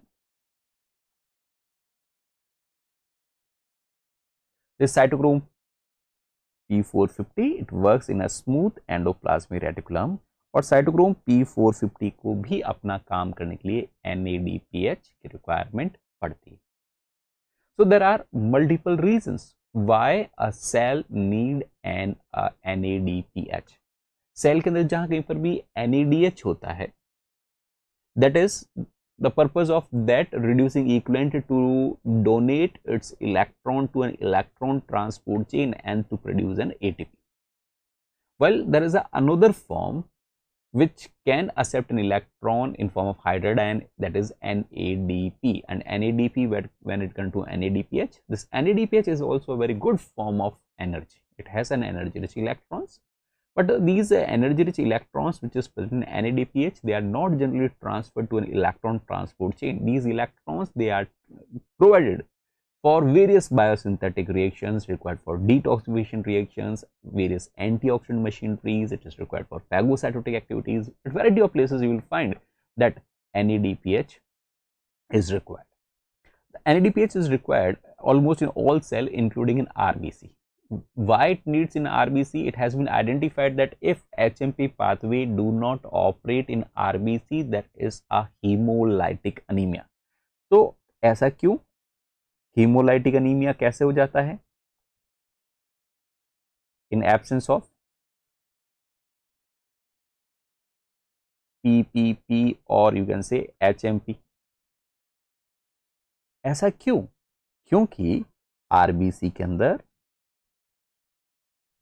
Oxygen बहुत ज्यादा होता है, और जहां कहीं पर भी oxygen होगा, डियर फ्रेंड्स, वहां पर हमेशा ही टेंडेंसी होगी कि oxygen will pick up an electron and could convert into H2O2. It can accept an electron as well as protons and may get converted into H2O2 because oxygen is very electronegative, electron hungry होता है. और कुछ नहीं किया गया तो H2O2, you know that this is a reactive oxygen species. ये एक reactive oxygen species है. And this reactive oxygen species RBC में कोई ज्यादा चीजें तो नुकसान होने वाली नहीं है. Means there are very limited components they are present in RBC. But one of the thing which can be damaged is the lipids of membrane can be oxidized. Lipids of membrane can be oxidized. And lipids of membrane, if they have been oxidized, the result is that membrane structure is lost, which leads to hemolysis. जिसकी वजह से hemolysis हो जाएगा and RBC की count, functional RBC count कम हो जाएगी, जिससे anaemia कहा जाएगा. So it is necessary that somehow हम क्या करें, इस H2O2 जो रिएक्टिव ऑक्सीजन स्पीसीज है, इस H2O2 को हम न्यूट्रलाइज करें. तो H2O2 को हम किस तरीके से न्यूट्रलाइज करें? तो वन ऑफ द एंजाइम जो इस H2O2 को न्यूट्रलाइज करने का काम करता है, जो H2O2 को वापस वाटर में और मॉलिक्यूलर ऑक्सीजन में कन्वर्ट करने का काम करता है, that is basically glutathione. Enzyme का नाम है ग्लूटाथायोन पर ऑक्सीडेज. ग्लूटाथायोन पर ऑक्सीडेज को अपना काम करने के लिए कोएंजाइम की तरह एक कोएंजाइम एक प्रोटीनेशियस फॉर्म है, that is glutathione. Glutathione is needed, और ग्लूटाथायोन जो चाहिए that should be in a reduce state. Glutathione कैसे स्टेट में यहाँ पर रिक्वायर्ड है? रिड्यूस स्टेट में. तो ग्लूटाथायोन अपनी रिड्यूस स्टेट से, ग्लूटाथायोन जब ऑक्सीडाइज स्टेट में आ जाता है, ग्लूटाथायोन अपनी ऑक्सीडाइज स्टेट में आ जाता है, तो उस दौरान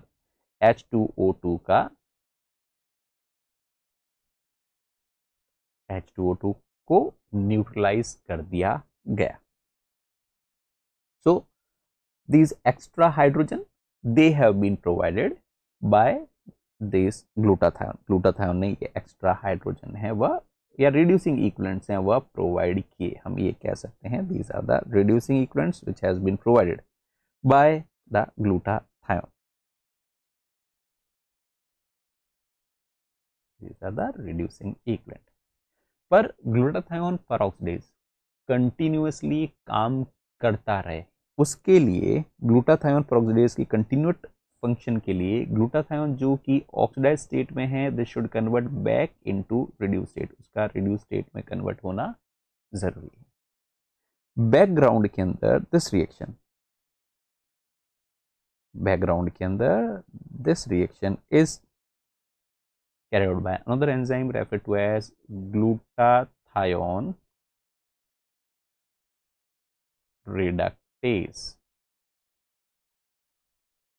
ग्राउंड में जो रिएक्शन है that is being carried out by an enzyme referred to as glutathione reductase, जो ग्लूटाथायोन को वापस रिड्यूस करता है. पर ग्लूटाथायोन रिडक्टेज को भी अपना काम करने के लिए रिड्यूसिंग इक्विवेलेंट चाहिए, and the reducing equivalent which is needed by glutathione reductase, they are from NADPH, where NADPH get convert into NADP. Now the question is, from where you get this NADPH? So this NADPH, this is being taken up. This NADPH, this is being taken up from a pentose phosphate pathway, or it is being taken from, or we can say HMP pathway. वहां से ये derive होते हैं. So from this pentose phosphate pathway or HMP pathway, you are getting a reducing equivalent, and these reducing equivalents, they somehow help in the detoxification or we can say neutralization of H2O2. So यहाँ पर आप देख सकते हैं पहले pentose phosphate pathway से NADPH बना, और ये NADPH बनने की वजह से ग्लूटाथायोन रिडक्टेज ने ग्लूटाथायोन को रिड्यूस स्टेट में रहा, और अगर ग्लूटाथायोन रिड्यूस स्टेट में है तो उस कंडीशन के अंदर ग्लूटाथायोन H2O2 को रिड्यूस कर सकता है into a water and oxygen, water और ऑक्सीजन में कन्वर्ट कर पाता है। ओके, अगर HMP पाथवे और पेंटोस फॉस्फेट पाथवे काम ना करे तो H2O2 जो कि एक रिएक्टिव ऑक्सीजन स्पीसीज है उसका न्यूट्रलाइजेशन नहीं होगा, और अगर H2O2 का न्यूट्रलाइजेशन नहीं हुआ, जैसे हम पढ़ चुके हैं, membrane RBC membrane lipid oxidize होंगे, और आरबीसी के मेम्ब्रेन लिपिड्स अगर ऑक्सीडाइज हुए तो उस कंडीशन के अंदर आरबीसी अपने स्ट्रक्चर को मेंटेन नहीं रख पाएगा, it can lead to a haemolytic anaemia. So this is an overview of the HMP pathway. Different steps in this pathway they have been represented. So basically जो HMP pathway है उसमें there are 3 different steps. Step 1 में aim होता है NADPH को produce करना। Second step में M होता है कि जो पेंटोज बनेगा, पेंटोज फॉस्फेट बनेगा, उसको डिफरेंट तरीके के फॉर्म में कन्वर्ट, जैसे राइबोस को राइबोलोज 5 फॉस्फेट में या उसको जाइलोज 5 फॉस्फेट में कन्वर्ट करना, तो डिफरेंट पेंटोज फॉस्फेट वाली फॉर्म में कन्वर्ट करना। और अगर इनमें से कोई भी पेंटोज फॉस्फेट वाली शुगर का रिक्वायरमेंट सेल में नहीं है तो ये सारे के सारे पेंटोज फॉस्फेट वाली फॉर्म वापस रीजनरेट कर दिए जाने चाहिए into the glycolytic intermediate, main route की तरफ उनको रिकवर कराना। कहां पर एंटर कराना? Glycolysis. So this is the first part, first step, जहां पर NADPH प्रोड्यूस होगा। सेकेंड स्टेप में there would be a production of various pentose sugars, means one pentose sugar would be isomerised into different you can say forms, हो सकता है उनमें से किसी, ये फर्स्ट स्टेप हो गई, और फर्स्ट स्टेप के बाद ये सेकंड स्टेप, और बाकी की सारी जितनी भी स्टेप्स हैं, इन स्टेप्स का पर्पस ये है कि अगर इनमें से कोई भी पेंटोज फॉस्फेट शुगर की रिक्वायरमेंट नहीं है तो उस कंडीशन के अंदर इन पेंटोज फॉस्फेट शुगर्स को वापस ग्लूकोज 6 फॉस्फेट में या ग्लाइकोलाइटिक इंटरमीडिएट जैसे कि ग्लिसराइड 3 फॉस्फेट में या फ्रक्टोज 6 फॉस्फेट में कन्वर्ट कर दिया जाए ताकि ये वापस मेन स्ट्रीम में एंटर हो जाए। तो यहां तक की स्टेप HMP पाथवे की ऑक्सीडेटिव फेज कहलाती है, जहां पर हम 6 कार्बन की शुगर यानी हेक्सोज मोनोफॉस्फेट को पेंटोज फॉस्फेट में कन्वर्ट करते हैं। और बाकी की जो भी स्टेप्स यहां से यहाँ बॉटम साइड पर है, this is called as non oxidative phase, this is called as non oxidative phase of HMP। तो ये ओवरव्यू है। अब हम इन स्टेप्स के बारे में थोड़ा सा डिटेल में देखते हैं। इस डायग्राम को बाद में नोट डाउन कर लेना आप PDF के थ्रू, पहले इसको समझ लेते हैं ताकि बनाना आसान रहेगा। जो फर्स्ट स्टेप है ऑक्सीडेटिव फेज के अंदर इस कि हम इट दिस पाथवे सिंस, जैसे हम पढ़ चुके हैं कि ग्लाइकोलाइसिस के लिए ग्लूकोज बार से एंटर हुआ, इरिवर्सिबली ग्लूकोज 6 फॉस्फेट में कन्वर्ट हो गया, और यही ग्लूकोज 6 फॉस्फेट नेक्स्ट स्टेप के अंदर फ्रक्टोज 6 फॉस्फेट में जा सकता है, और फ्रक्टोज 6 फॉस्फेट आगे फ्रक्टोज 1,6 बिस फॉस्फेट में कन्वर्ट हो सकता है, और ये स्टेप कमिटेड थी।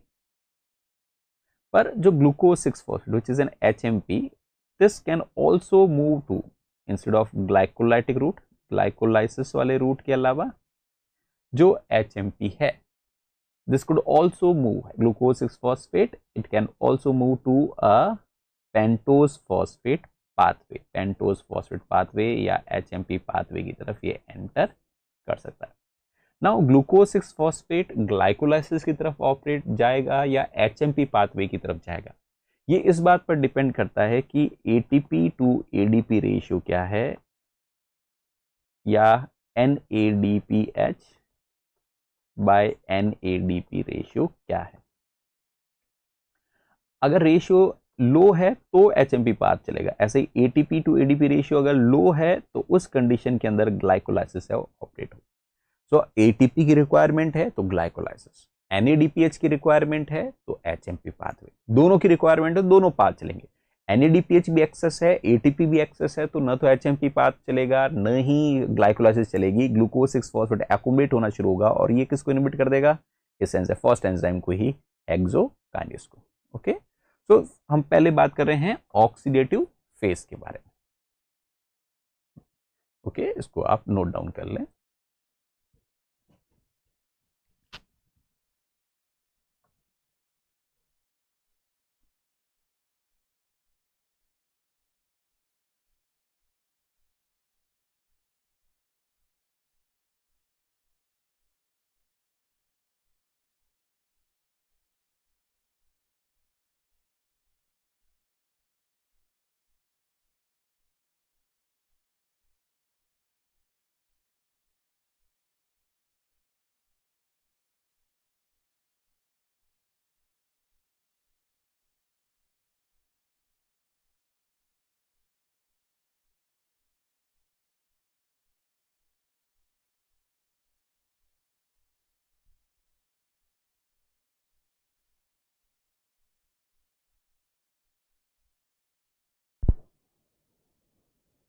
So you can see in a diagram what is happening is glucose 6 phosphate over here. This is a glucose with a phosphate group over here is being oxidized by an enzyme glucose 6 phosphate dehydrogenase. So obviously dehydrogenase oxidation करा रहा है, तो उस दौरान एक hydrogen यहां से हट जाएगा, एक हाइड्रोजन यहां से हट जाएगा, and both of these hydrogen they has been released during this, and one NADP will come to one NADPH and another H plus ion would be released. So like NAD की तरह NADP भी एक H plus ion और 2 electron को receive करता है और convert होता है NADP में। This H plus ion and 2 electron is referred to as hydride ion. तो इलेक्ट्रॉन जो काम की चीज है वो तो दोनों रिसीव कर लिए गए, पर H प्लस आयन एक ही रिसीव किया, दूसरा H प्लस आयन, यानी इसको इस तरीके से ड्रॉ कर सकते हैं, NADP has been given to NADPH, और दूसरा H प्लस आयन फ्री साथ में रिलीज हो गया। Okay, then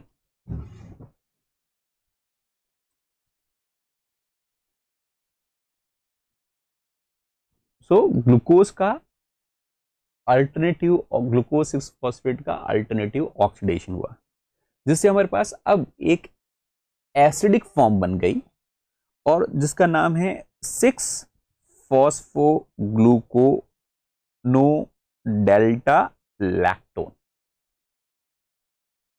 this is very important step because ये step irreversible. So this step is, first step is irreversible. This step is regulatory. This step is committed, and you know what I mean by them. irreversible इसलिए क्योंकि इस step पर delta G0 की value बहुत ज्यादा negative है। Regulatory इसलिए because ये एलोस्टिक एंजाइम है, NADP स्टेप को एक्टिवेट करता है, तो NADPH स्टेप को इनहिबिट करता है। So that's why we say that it is dependent upon NADP by NADPH ratio. It is committed step क्योंकि एक बार 6 फॉस्फो ग्लूकोनोलैक्टोन बन गया, मतलब अब HMP पाथ की तरफ हम आगे बढ़ेंगे। अब हम ग्लाइकोलाइटिक रूट की तरफ मूव नहीं कर सकते। Now this is an alternative oxidative pathway. Another important thing is that this glucose 6 phosphate dehydrogenase enzyme, the gene for this glucose 6 phosphate dehydrogenase enzyme is located on X chromosome.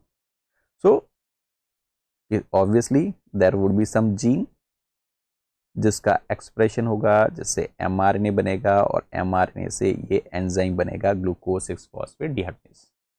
So gene is glucose 6 phosphate dehydrogenase deficiency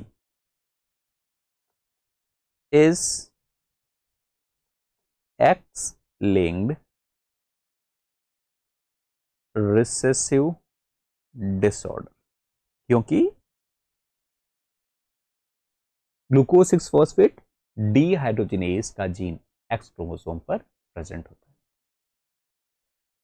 glucose 6 phosphate dehydrogenase deficiency है तो HMP pathway नहीं चलेगा, HMP pathway नहीं चलेगा तो NADPH नहीं बनेगा, NADPH नहीं बनेगा तो वह सारे पाथवे जो एनएडीपीएच के ऊपर डिपेंडेंट है उनकी फंक्शनिंग पर फर्क पड़ेगा। ठीक है यहां तक बात। तो ऐसे कई सारे पाथवे हैं, cholesterol biosynthesis, fatty acid biosynthesis, even amino acid biosynthesis, पर उससे भी इंपॉर्टेंट रोल एनएडीपीएच का है एंटीऑक्सीडेंट मशीनरी में काम करना, स्पेशली आरबीसी में, क्योंकि वहां तो इमीडिएट इफेक्ट पड़ना शुरू होगा, क्योंकि आरबीसी में there would be an more production of reactive oxygen species, especially if some person who take some kind of anti-malarial drug or a person consume fava bean, उस कंडीशन में RBC में H2O2 ज्यादा बनेगा और वह person जिसमें glucose 6 phosphate dehydrogenase की कमी है वह इस कंडीशन को टॉलरेट नहीं कर पाएगा, कोमा और even can lead to a death. तो glucose 6 phosphate dehydrogenase deficiency problem कब क्रिएट करती है? When some anti malarial drug like quinone is taken or fava beans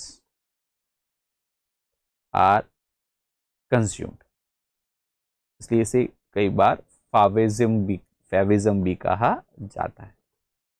सो ऐसे लोग जिसके अंदर ग्लूकोज 6 फॉस्फेट डीहाइड्रोजिनेज डेफिशिएंसी है, ऐसे लोगों के अंदर नॉर्मल कंडीशन में भी आरबीसी में रिएक्टिव ऑक्सीजन स्पीसीज ज्यादा बनेगी, और आरबीसी में अगर रिएक्टिव ऑक्सीजन स्पीसीज ज्यादा बन रही है तो वहां पर वैसे भी एंटी मलेरियल पैथोजन प्लाज्मोडियम तो रह नहीं सकता, और बिना चेक किए अगर किसी को फीवर आ रहा है और डॉक्टर ने एंटी मलेरियल ड्रग दे दी कि तेरे को मलेरिया हो रहा है तो उसको तो जान की प्रॉब्लम हो जाएगी, means life would be threatened. The reason is that कि एक तो उसे प्लाज्मोडियम या मलेरियल इन्फेक्शन नहीं था, और दूसरा एंटी मलेरियल ड्रग देने पर अब आरबीसी के अंदर रिएक्टिव ऑक्सीजन की अमाउंट ज्यादा बनेगी, और person having a glucose 6 phosphate dehydrogenase deficiency will not able to tolerate this high amount of reactive oxygen species, will lead to a hemolysis. Same is with a fava bean. fava एक legume है, उसकी अगर vegetable consume कर ले, specially African tribes फावा been का consumption करते हैं, वहां पर भी अगर जिस पर्सन को ग्लूकोज 6 फॉस्फेट डिहाइड्रोजिनेज की कमी है उसके लिए ये प्रॉब्लमेटिक सिनेरियो हो सकता है। Okay, so this is important thing.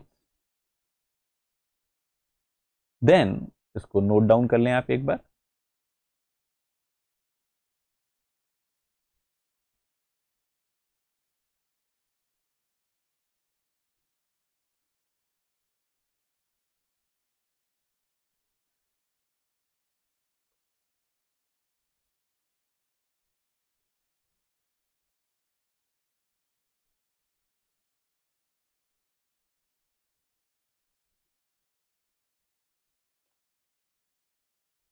तो नोट डाउन कर लिया आपने। तो आगे मूव करते हैं अब हम वापस मेटाबॉलिक पाथवे की तरफ, कि ये तो अपने पहली स्टेप पढ़ी, glucose 6 phosphate is being convert to 6 phosphogluconolactone, और इस स्टेप के दौरान NADPH बना। और जैसे हमने कहा कि this step is inhibited by NADPH। सो पहले से ही अगर NADPH ज्यादा हो तो और HMP पाथ ऑपरेट नहीं होना चाहिए। These are the series of oxidative pathway from a 6-phosphogluconolactone onwards. तो पहली स्टेप हम बात कर चुके हैं, glucose 6 phosphate is being convert to 6-phosphogluconolactone। Next और स्टेप के दौरान there is a production of reducing equivalent in form of NADPH. In next step there is a addition of a water molecule by an enzyme referred to as 6-phosphogluconolactonase, जिससे हमारे पास compound बनेगा 6-phosphogluconolactone। तो यहाँ पर diagrammatic representation है, जहां पर अब हमारे पास ये देख सकते हैं C double bond O acid group आ गया। नॉर्मली ग्लूकोज के अंदर फर्स्ट पोजीशन पर एल्डिहाइडिक शुगर होती है। इन 2 स्टेप में, जैसे फर्स्ट स्टेप सेकंड स्टेप में क्या हुआ कि जहां पर एल्डिहाइड ग्रुप था वहां पर क्या आ गया, एसिड ग्रुप। और हमने बाकी मेटाबॉलिक पाथ अभी जो डिस्कस किया उसमें देखा है कि जहां कार्बोक्सिल ग्रुप आता है उसके बाद डी कार्बोक्सिलेशन करना कंपैरेटिवली आसान है। तो अब जो अगली स्टेप है that is oxidative D carboxylation step. और इस ऑक्सीडेटिव डी कार्बोक्सिलेशन स्टेप, इसे नाम से ही पता चल रहा है 2 चीजें होती है, ऑक्सीडेशन भी होता है और डी कार्बोक्सिलेशन भी होता है। That is this one, this carbon dioxide is terminus पर जो कार्बन डाइऑक्साइड है एक तो ये एलिमिनेट हो जाएगा। कौन सा कार्बन गायब हुआ ग्लूकोज का, कोई पूछे तो ग्लूकोज का फर्स्ट कार्बन, ग्लूकोज का सिर उड़ गया है, हेड गायब हो गया है। और जो ग्लूकोज का सेकंड कार्बन, अब ये है third, fourth, fifth and sixth, first carbon has been eliminated. In other words, now the numbering would be, this carbon will become first, this will become 2, this carbon will become 3, this carbon will become 4, and this carbon will become 5. The phosphate which was on the 6th position, now the same phosphate is on 5th position, means a head or carboxyl group has been eliminated. This oxidative decarboxylation reaction is carried out by a very important enzyme referred to as 6-phosphogluconate dehydrogenase. Enzyme का नाम क्या है, 6-phosphogluconate dehydrogenase. और इस second oxidative step में हमें NADPH का भी बेनिफिट होगा। तो यहां से लेकर यहां तक this is the oxidative pathway, this is oxidative pathway. और इस ऑक्सीडेटिव पाथवे के अंदर हमें किसकी रिक्वायरमेंट है, NADP की। और इसलिए अगर NADP ना हो तो फिर HMP पाथवे ऑपरेट नहीं होगा। NADP कब नहीं होगा, जब NADPH हाई होगा। सो सारा NADP अगर NADPH में कन्वर्ट हुआ है तो उस कंडीशन में फिर HMP पाथवे ऑपरेट नहीं होगा। अब जो इस ऑक्सीडेटिव पाथवे में जो हमारे पास पेंटोज फॉस्फेट शुगर बनी है वह एक कीटोनिक शुगर है। सेकंड पोजीशन पर आप देख रहे हैं कीटोन ग्रुप आ गया है, क्योंकि डीहाइड्रोजनेशन भी होता है तो एक हाइड्रोजन यहां से हटेगा, एक हाइड्रोजन इस जगह से हटेगा, जिसकी वजह से glucose 6 phosphate would be convert, 6-phosphogluconate will convert into a राइबोलोज 5 phosphate, राइबोलोज 5 phosphate में कन्वर्ट हो गया। क्योंकि अब आप आराम से इस डायग्राम से भी समझ सकते हैं, क्योंकि ये पाथवे फ्रेंड्स HMP से स्टार्ट होता है, हेक्सोस मोनोफॉस्फेट से स्टार्ट होता है। Glucose 6 phosphate is an hexose monophosphate, इसलिए पाथवे को HMP पाथवे का HMP शंट भी कहते हैं, क्योंकि मेन लाइन ग्लूकोज 6 फॉस्फेट से फ्रक्टोज 6 फॉस्फेट से फ्रक्टोज 1,6 बिसफॉस्फेट ग्लाइकोलाइसिस वाली माने वो एक शंट है, एक साइड पाथवे है। ओके, और इसमें फाइनल प्रोडक्ट, अब तक एक्सुडेटिव पाथवे में फाइनल प्रोडक्ट क्या बन रहा है, you are getting a pentose phosphate, आपके पास पेंटोस फॉस्फेट बन रहा है। So this path that's why also refer to as pentose phosphate pathway, इसको पेंटोस फॉस्फेट पाथवे है वह भी कहा जाएगा।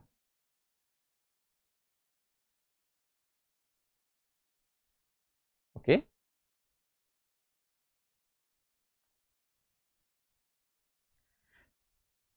आप चाहें तो इन डायग्राम को ड्रॉ कर लें if you wish, I am not forcing you.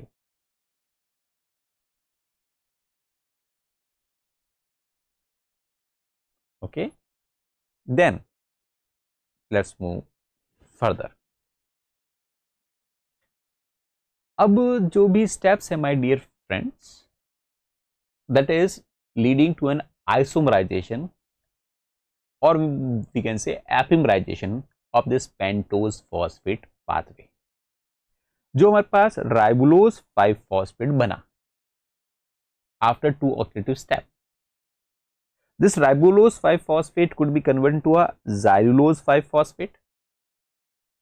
आप देखेंगे राइबोलोज 5 फॉस्फेट और xylulose 5 फॉस्फेट के अंदर सिर्फ इस OH वाली पोजीशन है, थर्ड पोजीशन पर OH पोजीशन पर चेंज है, और अगर किसी एक कार्बन पर चेंज हो तो इनको हम क्या कहते हैं, epimer. So we can say xylulose 5 phosphate is a C3 epimer of ribulose 5 phosphate, और जो एपिमर एक एपिमरिक फॉर्म को दूसरी एपिमरिक फॉर्म में कन्वर्ट करता हो उसे एपिमरेज कहा जाएगा।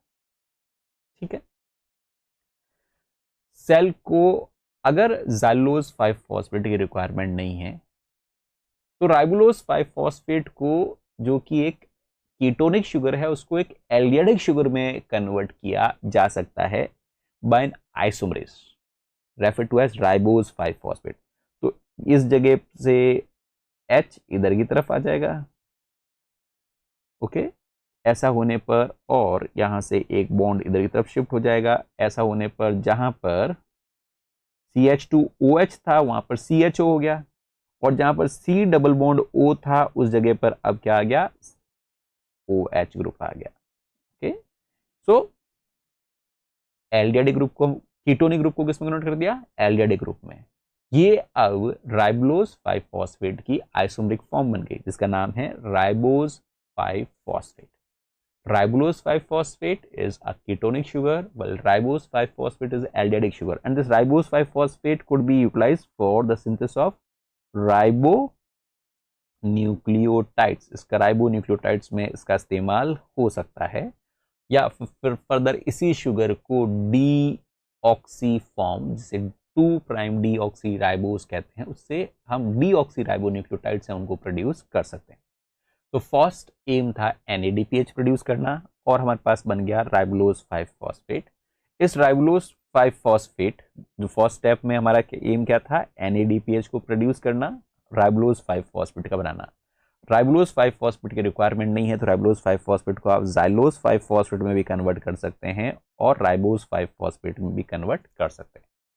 अब अगर सेल को न तो xylose 5 फॉस्फेट की रिक्वायरमेंट है, न ही राइबोलोज 5 फॉस्फेट की रिक्वायरमेंट है, न ही राइबोज 5 फॉस्फेट की रिक्वायरमेंट है, तो इस सिनेरियो में इन तीनों ही फॉर्म्स को वापस रीजनरेट हमें किसमें करना चाहिए, इनटू अ ग्लाइकोलाइसिस इंटरमीडिएट। ये कम से कम इसको वापस एनर्जी वाले पाथ में तो भेज दिया जाए, they must be sent back to a glycolysis intermediate. Most often जो ग्लाइकोलाइसिस इंटरमीडिएट एंड हम बनाने की कोशिश करेंगे, दैट इज ग्लूकोज 6 फॉस्फेट, जहां से ये पाथवे स्टार्ट हुआ है। Clear? So now it how it happens, ये कैसे होता है, थर्ड स्टेज के बारे में हम बात करते हैं। सो इस को सिर्फ देखना है, लिखने की जरूरत नहीं है। कभी भी एग्जाम में ऐसा नहीं पूछा जाएगा फ्रेंड कि write a detailed note on HMP pathway और draw a metabolic path. So complete pathway is not important, simply try to understand कि इसको समझने के लिए what we are doing is we are starting with a 6 glucose 6 phosphate, 6 molecules, ताकि balance sheet पर चीजें बराबर रहे। 6 ग्लूकोज 6 फॉस्फेट को हमने 6 मॉलिक्यूल्स पेंटोज फॉस्फेट में कन्वर्ट कर दिया, और ये 6 मॉलिक्यूल्स पेंटोज फॉस्फेट को हमने किस में कन्वर्ट कर दिया, राइबोज 5 फॉस्फेट के 2 मॉलिक्यूल, जाइलोज 5 फॉस्फेट के 4 मॉलिक्यूल। तो ये भी जाइलोज है, this is a xylose 5 phosphate, this is also a xylose 5 phosphate, xylose 5 phosphate के 4 molecules और 2 molecules ribose 5 phosphate। Okay, total 6 molecules हो गए। अगर 6 molecule को पेंटोस फॉस्फेट, अगर एक ग्लूकोज को एक राइबोलोज में कन्वर्ट करते हैं तो 2 Na, there is a production of 2 NADPH, there are 2 different steps जहां NADPH का प्रोडक्शन होता है।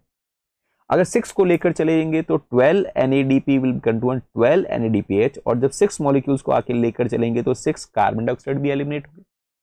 और जैसा हमने कहा कि अगर सेल को न तो जाइलोज की रिक्वायरमेंट है न ही सेल को राइबोलोज की रिक्वायरमेंट है, तो अब इनको वापस ग्लाइकोलाइटिक इंटरमीडिएट में कन्वर्ट कर दिया जाना चाहिए। समझने के हिसाब से कि लेट्स से जो जाइलोज 5 फॉस्फेट है और राइबोज 5 फॉस्फेट है, 5 और 5 10 कार्बन के कंपाउंड है, इन दोनों को मर्ज कर एक 10 कार्बन का इंटरमीडिएट बनाया जा सकता है, और उस 10 कार्बन के इंटरमीडिएट को वापस स्प्लिट किया जा सकता है 4 कार्बन और 6 कार्बन, सॉरी 3 कार्बन और 7 कार्बन। सो जाइलोज 5 फॉस्फेट को किसमें कन्वर्ट कर दिया गया है, ग्लिसरेडियाइड 3 फॉस्फेट जो कि 3 कार्बन का है, और सैडोहेप्टलोज 7 फॉस्फेट जो कि 7 कार्बन का है। 5 और 5 10 कार्बन, 10 कार्बन को वापस स्प्लिट किया गया, glyceraldehyde 3 phosphate 3 carbon and sedoheptulose 7 phosphate 7 carbon. Cell को अगर ग्लिसरेडियाइड 3 फॉस्फेट की रिक्वायरमेंट भी नहीं है, सैडोहेप्टलोज 7 फॉस्फेट की भी रिक्वायरमेंट नहीं है, तो इनको वापस मर्ज किया जा सकता है और 10 कार्बन का इंटरमीडिएट बनेगा, और 10 कार्बन के इंटरमीडिएट को वापस स्प्लिट किया जा सकता है in a 6 carbon intermediate and a 4 carbon intermediate, 6 carbon intermediate and 4 carbon intermediate. सारे मॉलिक्यूल्स दो दो बनते जा रहे हैं, ध्यान रहे कि you are getting 2 molecules of this, all the molecules up to now 2 molecules के और 2 मॉलिक्यूल्स इसके। जो फर्स्ट रिएक्शन जिसमें 7 और 3 का मॉलिक्यूल बनता है, that reaction is carried by an enzyme transketolase. तो पहले स्टेप में जो एंजाइम काम कर रहा है उसका नाम है ट्रांसकीटोलेज, और नेक्स्ट स्टेप में जो एंजाइम काम कर रहा है उसका नाम है ट्रांसएल्डोलेज। यहां पर अगर आप चाहें तो एक बात और लिख सकते हैं कि ट्रांसकीटोलेज को अपना काम करने के लिए को एंजाइम की तरह, एज अ को enzyme it needs an TPP, thiamine pyrophosphate. Thiamine pyrophosphate को कोएंजाइम की तरह इस्तेमाल किया जाता है। अब सेल के अंदर फ्रक्टोज 6 फॉस्फेट और इथ्रोज 4 फॉस्फेट की भी रिक्वायरमेंट नहीं है, तो फ्रक्टोज 6 फॉस्फेट को आइसोमराइज कर वापस कन्वर्ट किया जा सकता है into the 2 molecules of glucose 6 phosphate. So 2 molecule fructose 6 phosphate के ग्लूकोज 6 फॉस्फेट में कन्वर्ट कर दिए बाय एन एंजाइम फॉस्फोहेक्सोज आइसोमरेज।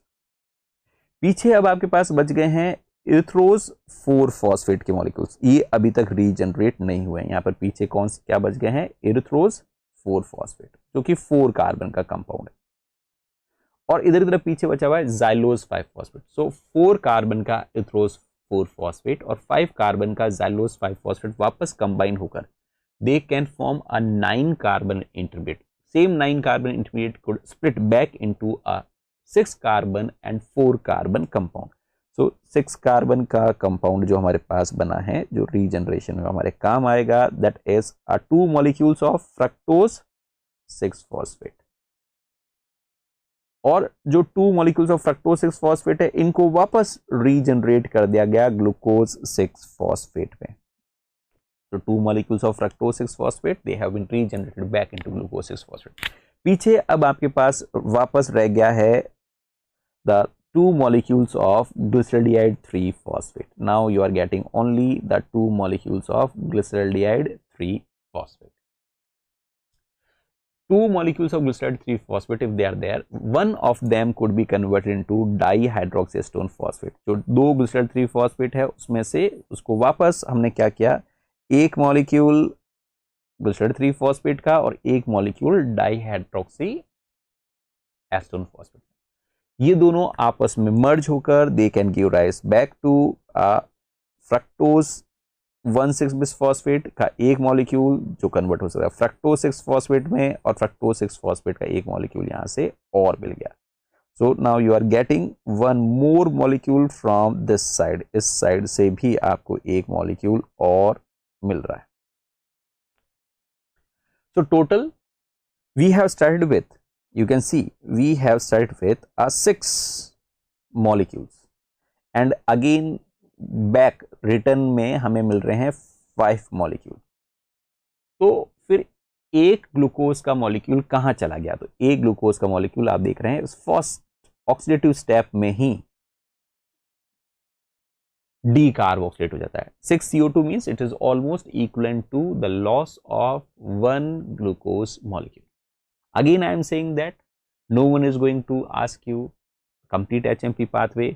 आपको तो सिर्फ फर्स्ट स्टेप पता होना ही चाहिए, सिर्फ इतना सा पता होना चाहिए तो आपका काम बन गया. सिर्फ इतना सा कि ग्लूकोज 6 फॉस्फेट को 6 फॉस्फो ग्लूकोनोलैक्टोन में कन्वर्ट करता है glucose 6 phosphate dehydrogenase, and that enzyme is very important. उस एंजाइम के बारे में याद रखना है.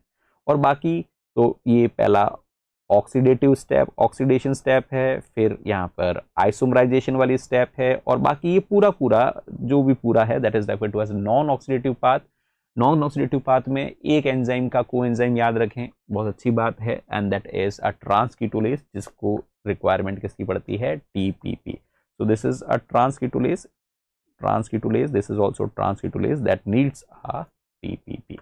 आप चाहें तो इसको नोट डाउन कर लें.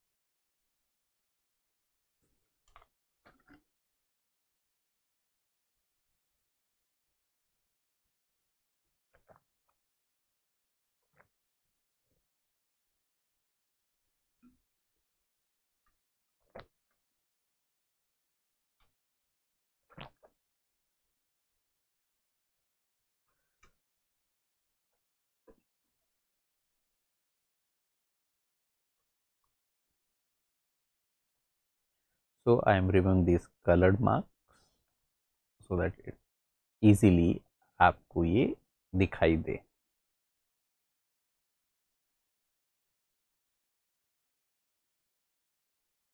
Okay?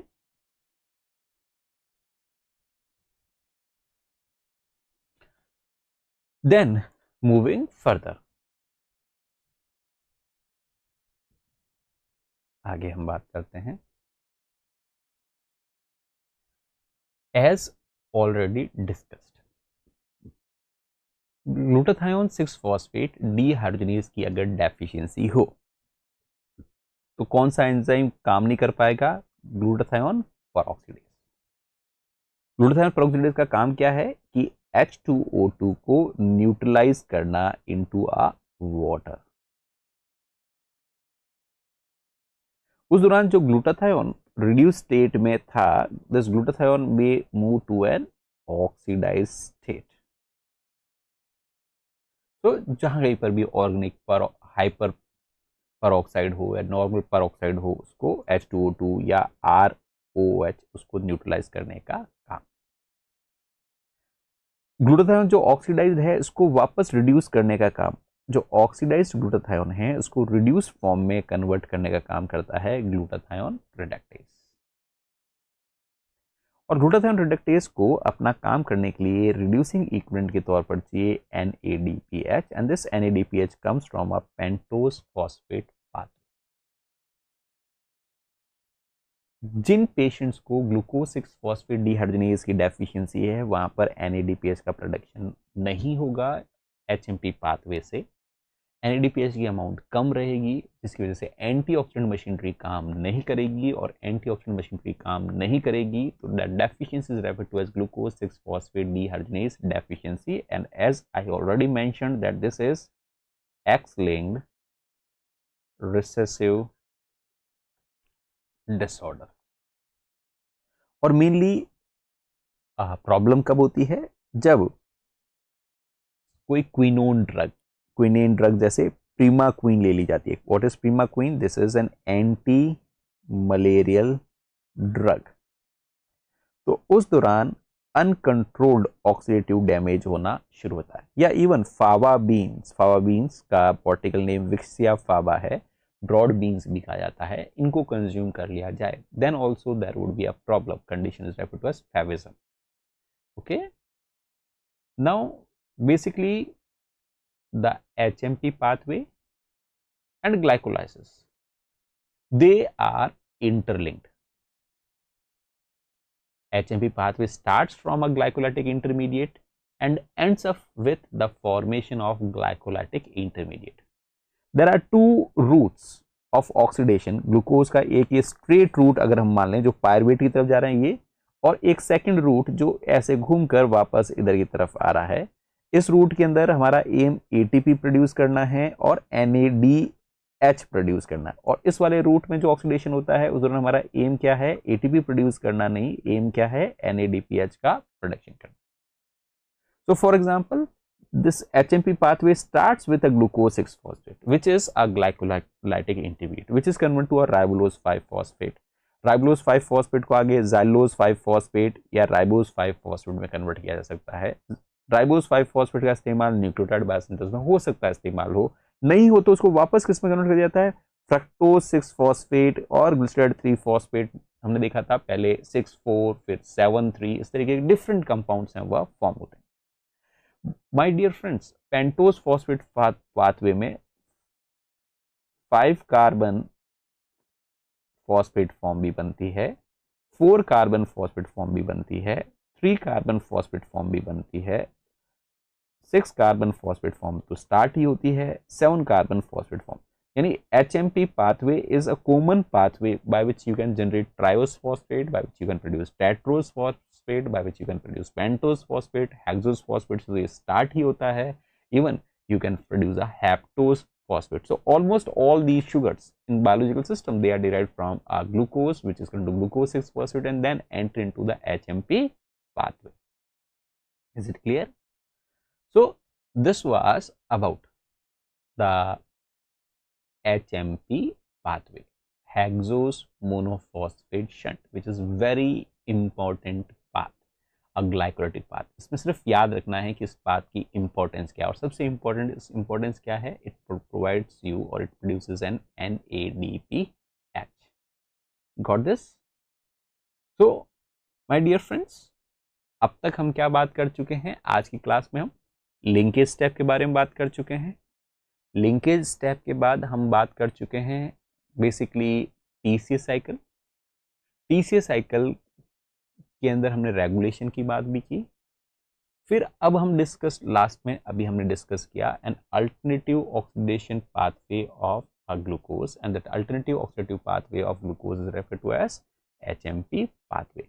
HMP पाथवे का पूरा मेटाबॉलिक पाथ इंपॉर्टेंट नहीं है, इसके अंदर इंपॉर्टेंट क्या है, अगर कोई पूछे तो इंपॉर्टेंट कि ये HMP पाथवे का रोल क्या है, why it operates in each and every cell. So the important thing is all how and why. ठीक है, इन चीजों को ध्यान रखिए। मेटाबॉलिक पाथवे को क्रैम करने की रटने की कोशिश ना करें, समझने की कोशिश करें कि कहां पर होता है, कब होता है, क्यों होता है. So when, where and why. हर मेटाबॉलिक पाथवे में these three things they are important. Got it? Okay. Then moving further to glycogen metabolism. So having a little bit of idea about the glycogen metabolism. In glycogen metabolism, we are going to study the two things: glycogen biosynthesis and a glycogen breakdown. Glycogen metabolism होता कहां पर है, तो mainly it occurs in liver. So हमने कहा कि जो glucose है वह ग्लूकोज 6 फॉस्फेट में कन्वर्ट होता है. ग्लूकोज 6 फॉस्फेट में कन्वर्ट होकर वो किधर की तरफ जा सकता है, एचएमपी पाथवे की तरफ. वही ग्लूकोज 6 फॉस्फेट पायरुवेट वाले रूट पर, पायरुवेट बनने के बाद एसिल कोएंजाइम ए में और टीसी साइकिल में, ये भी हमने पढ़ा, वो पायरुवेट एनारोबिक कंडीशन में लैक्टेट की तरफ भी जा सकता है और पायरुवेट से अमीनो एसिड्स लाइक एलेनिन और वेरियस अदर अमीनो एसिड्स हैं वो प्रोड्यूस किए जा सकते हैं. अब ग्लाइकोलाइसिस की तरफ कब जाएगा, तो ग्लाइकोलाइसिस की तरफ तब जाएगा जब एटीपी टू एडीपी रेशियो कम हो. अगर एटीपी टू एडीपी रेशियो लो हो तो ग्लाइकोलाइसिस होगा. एचएमपी पाथवे की तरफ कब जाएगा, एनएडीपीएच बाय एनएडीपी रेशियो अगर लो हो तो एचएमपी पाथ की तरफ जाएगा. पर अगर मान लें कि ये भी हाई है, एनएडीपीएच एनएडीपी रेशियो हाई है तो ये नहीं होगा, ATP to ADP ratio high है तो ये वाला रूट नहीं होगा, तो फिर ये ग्लूकोज 6 फॉस्फेट कहां जाए. सो हमने कहा मोस्ट ऑफ सेल्स के अंदर ग्लूकोज 6 फॉस्फेट इस फर्स्ट एंजाइम को ही इनहिबिट करना शुरू कर देगा, क्योंकि मोस्ट ऑफ सेल के अंदर that is a hexokinase which is an allosteric enzyme, and cells they will stop converting a glucose to glucose 6 phosphate and that glucose will remain in a glucose. In other words, this may move out back from a cell to interstitial fluid. पर ऐसे अगर हर cell ने glucose को बाढ़ से लेने से मना कर लिया तो फिर तो ब्लड ग्लूकोज लेवल बढ़ना चाहिए, और ब्लड ग्लूकोज लेवल बढ़ गया तो इस कोई ना कोई तो अब ऑर्गन या सेल्स होने चाहिए जो इस कंडीशन को हैंडल कर पाए. तो हैंडल कौन करते हैं, liver cell. Liver cell they can take this glucose extra अगर है तो it will enter into glucose and it would be convert to a glucose 6 phosphate. So liver and even to some extent muscles. Liver के अंदर इसी काम को करने के लिए there is an enzyme that is referred to as glucokinase.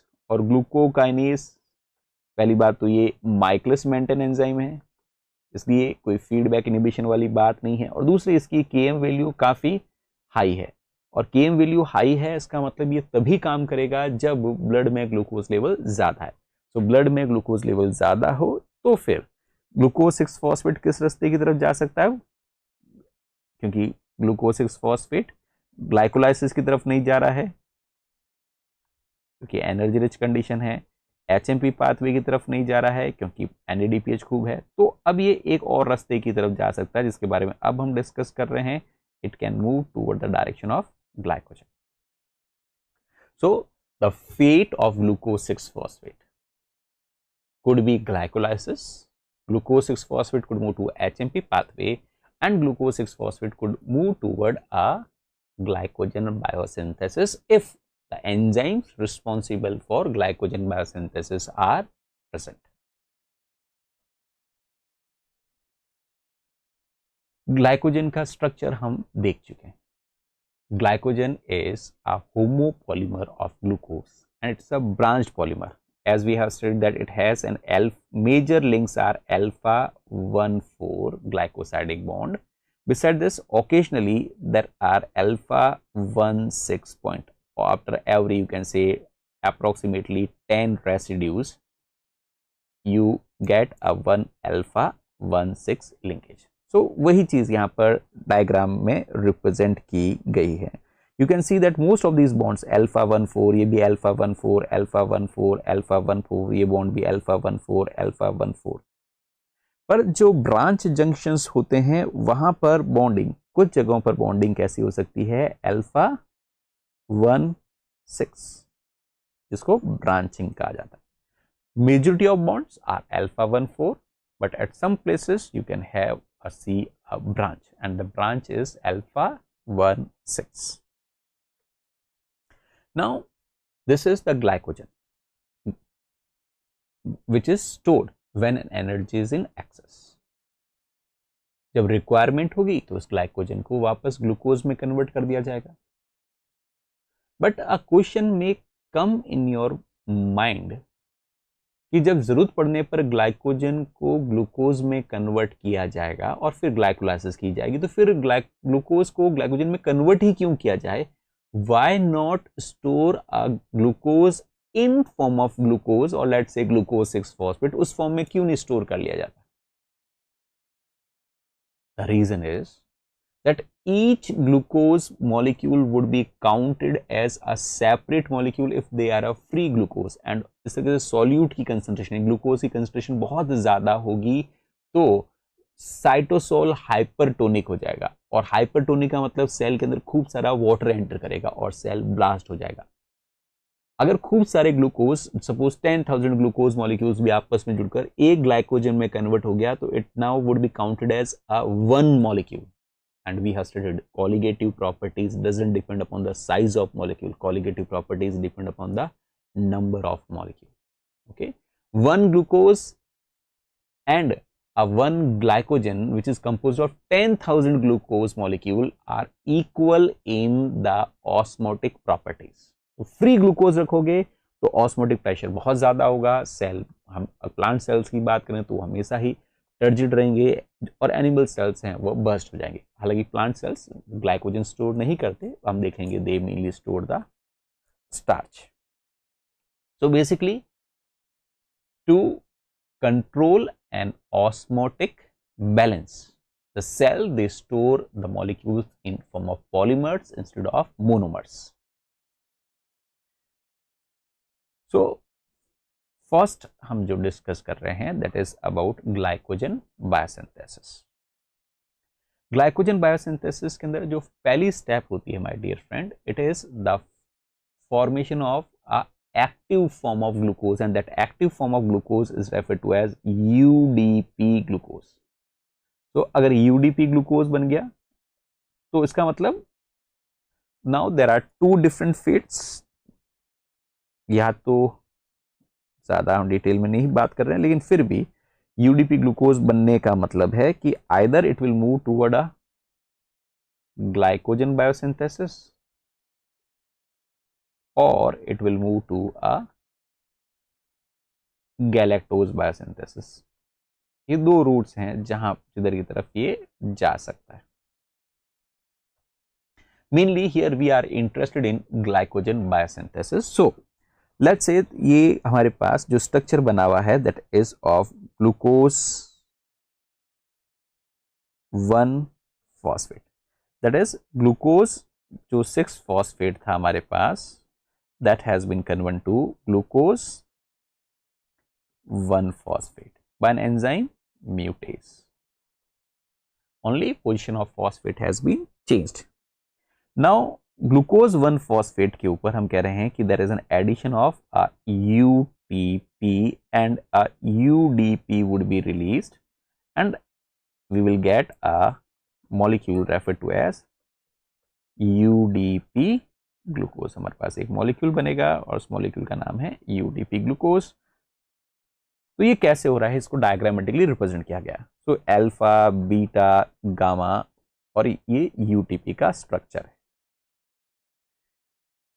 हम कह रहे हैं कि इस यूटीपी में से पायरोफॉस्फेट तो रिलीज हो जाएगा, पायरोफॉस्फेट रिलीज हो जाएगा, और क्योंकि ग्लूकोज के ऊपर पहले से एक फॉस्फेट तो लगा हुआ है और एक फॉस्फेट इसका यूएमपी का, तो यूएमपी का एक फॉस्फेट और एक ग्लूकोज का पहले से फॉस्फेट है, तो वापस क्या बन जाएगा, ये यूरिडीन में 2 फॉस्फेट है तो यूडीपी, और यूडीपी के साथ ग्लूकोज जुड़ा हुआ है, this would be referred to as UDP glucose. This reaction is carried out by an enzyme referred to as UDP glucose pyrophosphorylase. So glucose 1 phosphate, उसके साथ यूटीपी, ग्लूकोज 1 फॉस्फेट कन्वर्ट हो जाता है यूडीपी ग्लूकोज में, उस दौरान UTP get into UDP, the enzyme, क्योंकि ये यूडीपी ग्लूकोज बनाता है और पायरोफॉस्फेट रिलीज होता है, इसलिए एंजाइम का नाम क्या है, पायरोफॉस्फोराइलेज। अगर इनऑर्गेनिक फॉस्फेट वाली बात होती तो हम वहां पर फॉस्फोराइलेज कहते हैं, यहां पर UDP glucose pyrophosphorylase. Although this is reversible step, reaction वो दोनों ही डायरेक्शन के अंदर हो सकती है। ठीक है, सो रिवर्स डायरेक्शन के हिसाब से हो क्या रहा है, यूडीपी ग्लूकोज के ऊपर पायरोफॉस्फेट को ऐड किया जा रहा है, इसलिए एंजाइम का नाम है यूडीपी ग्लूकोज पायरोफॉस्फेटेस। अब एक बार यूडीपी ग्लूकोज बन गया तो ये ग्लाइकोजन की तरफ भी जा सकता है और गैलेक्टोज की तरफ, मेनली हम यहां पर ग्लाइकोजन की तरफ फोकस कर रहे हैं। द इंपॉर्टेंट एंजाइम जो ग्लाइकोजन बायोसिंथेसिस में इन्वॉल्व है, उस इंपॉर्टेंट एंजाइम का नाम है ग्लाइकोजन सिंथेस। ग्लाइकोजन सिंथेस क्या करता है कि पहले से ही जो हमारे पास ग्लाइकोजन बना हुआ है, ऑब्वियसली ग्लाइकोजन बना हुआ है तो ग्लाइकोजन का कोई ना कोई एक रिड्यूसिंग एंड होगा, एक नॉन रिड्यूसिंग एंड होगा। जो यूडीपी ग्लूकोज है, यूडीपी ग्लूकोज जो कि एक्टिव फॉर्म ऑफ ग्लूकोज है, उसको ट्रांसफर कर दिया जाता है on to an existing glycogen, और एग्जिस्टिंग ग्लाइकोजन पर भी कहां ऐड किया जाता है, तो toward the non reducing end, non reducing end पर ग्लूकोज को जोड़ दिया जाएगा। तो ग्लूकोज का जो एनोमरिक कार्बन है वो रिएक्टिव होता है फर्स्ट वाला, उसको फोर्थ के साथ ग्लाइकोसाइडिक बॉन्ड जोड़ दिया जाएगा और उस दौरान यहां से रिलीज क्या हो जाएगा, this complete pyrophosphate would be released, या more accurately UDP would be released. So जो ग्लूकोज है वह तो जोड़ दिया गया, यूडीपी वहां से रिलीज हो गया। तो पहले मान लें कि हमारे पास ये 1-2 रेसिड्यूज थे, तो अब 1-2 और 3 रेसिड्यूज हो गए। फिर एक और यूडीपी ग्लूकोज हमारे पास आया, और 3 मॉलिक्यूल और एक यूडीपी यहां से रिलीज हो गया। फिर एक और यूडीपी ग्लूकोज यहां पर आ सकता है और ये यहां पर ग्लूकोज को जोड़ देगा, यूडीपी वापस रिलीज हो जाएगा। इस तरीके से ग्लाइकोजन की बायोसिंथेसिस होती जाएगी। तो ग्लाइकोजन की हम बात कह सकते हैं, glycogen biosynthesis occurs from reducing end to non reducing end, reducing end से non reducing end की तरफ ग्लाइकोजन बायोसिंथेसिस होती रहेगी। ये जो इंपॉर्टेंट एंजाइम है जो यहां पर इन्वॉल्व है, उस एंजाइम का नाम है ग्लाइकोजन सिंथेस, जो एक एक कर ग्लूकोज के मॉलिक्यूल को जोड़ता रहा है और हर ग्लूकोज को ले कहां से रहा है, यूडीपी ग्लूकोज।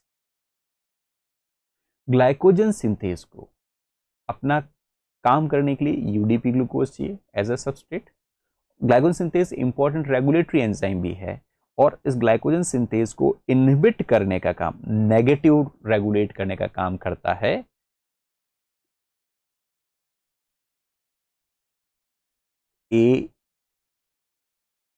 एडीपी। ऑब्वियसली अगर एडीपी पहले से ज्यादा है मींस एनर्जी डेफिशिएंट कंडीशन है, और अगर एनर्जी डेफिशिएंट कंडीशन है तो उस दौरान ग्लाइकोजन बायोसिंथेसिस नहीं होनी चाहिए। तो ग्लाइकोजन सिंथेस को एक्टिवेट करने का काम करता है glucose 6 phosphate, glucose 6 phosphate. So you can say ADP and inorganic phosphate, both they are negative regulator of this enzyme, while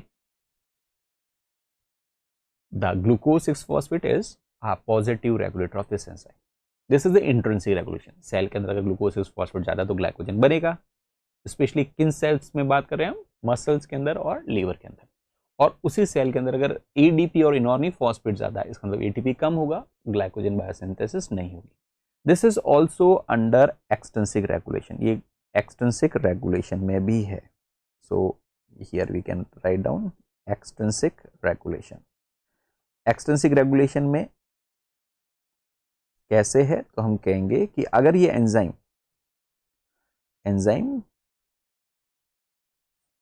phosphorylate हो जाए, नॉन फॉस्फेटेड फॉर्म है, तब तक ये एक्टिव है। पर इसी एंजाइम के ऊपर अगर फॉस्फेट ग्रुप जुड़ जाए ग्लाइकोजन सिंथेस के ऊपर, तो एंजाइम कैसा हो जाएगा, inactive. So phosphorylated form of this enzyme is a inactive form. Major enzyme is glycogen synthase, जो एक एक कर ग्लूकोज को ऐड करता जा रहा है। कहाँ ऐड करता जा रहा है, नॉन रिड्यूसिंग एंड पर। ग्लूकोज ले कहाँ से रहा है, यूडीपी ग्लूकोज से। कैसा बॉन्ड बना रहा है, तो बॉन्ड कैसा बना रहा है, अल्फा 1,4 तरीके का कंटिन्यूसली ये बॉन्ड बनाता जा रहा है। अगर पहले से ग्लाइकोजन बना हुआ है तो उसको एक्सटेंड करने का काम ग्लाइकोजन सिंथेस कर सकता है। लेकिन अगर पहले से ग्लाइकोजन बना हुआ ही नहीं हो, कोई नॉन रिड्यूसिंग एंड हो ही ना, तो फिर रिएक्शन को इनिशिएट करने का काम एक पेप्टाइड और मोर एक प्रोटीन करता है जिसका नाम है ग्लाइकोजेनिन। तो एक ग्लाइकोजेनिन प्रोटीन प्राइमर की तरह काम करता है। It is primes glycogen synthesis. So ये खुद प्रोटीन लगभग 349 रेसिड्यू का कोई प्रोटीन है। ये कोई एन टर्मस भी होगा, सी टर्मस भी होगा, और सारे अमीनो एसिड्स की ये आर चेन है। खूब सारी ये डिफरेंट आर चेन्स हैं डिफरेंट अमीनो एसिड्स की। इसके अंदर जो there is one of the R chain जो लगभग 194th पोजीशन पर है, दैट इज अ टायरोसिन। और ये ग्लाइकोजेनिन खुद ही ग्लाइकोसाइल ट्रांसफरेज की तरह काम करता है। जब पहले से कोई ग्लाइकोजन नहीं बना हुआ हो तो सबसे पहले ये रिएक्शन को स्टार्ट करता है और यूडीपी ग्लूकोज से अपने खुद के ही टायरोसिन के OH ग्रुप के ऊपर फर्स्ट ग्लूकोज को इस तरीके से ट्रांसफर कर देता है। फर्स्ट वाला कार्बन, फोर्थ वाली पोजीशन वापस फ्री। और सिर्फ एक ही नहीं, इस ग्लूकोज चेन को लगभग 7 रेसिड्यू तक एक्सटेंड कर सकता है। एक ग्लूकोज रेसिड्यू, दूसरा ग्लूकोज रेसिड्यू, इस तरीके से कंटिन्यूसली ग्लूकोज मॉलिक्यूल्स को यहां पर ऐड किया जाता है। ओके, तो इस तरीके से एक्सटेंड करने का काम इनिशियली रिएक्शन कौन करता है, तो initial reaction is being performed by glycogenin. एक बार ग्लाइकोजेनिन ने 6 to 7 रेसिड्यूज ऐड कर दिए तो अब ग्लाइकोजन सिंथेस इस एंड्स को और एक्सटेंड कर सकता है। सो important points are that it is a 349 residue protein. It acts as a glycosyl transferase. It attach a glucose residues donated by UDP glucose to the OH group of its tyrosine at 194. ग्लूकोज की चेन को extend करता रहता है और कब तक, up to a 7 additional residue. 7 इस तरीके से 1 2 3 4 5 6 7 8 इस तरीके से एक्सटेंड कर सकता है। Once the non reducing end is available, अब ग्लाइकोजन सिंथेस रिएक्शन को आगे प्रोसीड कर सकता है। लेकिन ध्यान रखें कि ग्लाइकोजन के स्ट्रक्चर में अल्फा, ये जो भी बॉन्ड बन रहे हैं वो सारे अल्फा 1,4 बॉन्ड बन रहे हैं, पर अल्फा 1,4 बॉन्ड के अलावा ग्लाइकोजन के स्ट्रक्चर में अल्फा 1,6 लिंकेजेस भी है। तो वह कैसे बनेंगे, तो उसके लिए एक सेकंड एंजाइम काम करता है जिसका नाम है ब्रांचिंग एंजाइम। सो इस तरीके से ब्रांचिंग एंजाइम का काम क्या है कि एक बार ये first residue, second residue, third, fourth, fifth, sixth, seventh, eighth, इस तरीके से 9th, 10th, 11th, 12th, 13 इस तरीके से ग्लाइकोजन सिंथेस कंटिन्यूअसली एक्सटेंड करता रहा है। लगभग 13 रेसिड्यूज के आसपास जब ग्लाइकोजन का चेन इंक्रीज हो जाता है तो अब यहां पर काम करने आता है एक ब्रांचिंग एंजाइम। ब्रांचिंग एंजाइम के अंदर my dear friend there is branching enzyme, it has an alpha 1,4 alpha 1,6 trans glycosylase activity, or simply could also be referred to as alpha 4,6 glucosyl transferase activity.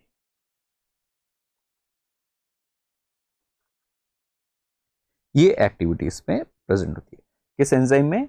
Enzyme का नाम क्या है? तो enzyme का नाम है ब्रांचिंग एंजाइम। तो ये क्या करता है?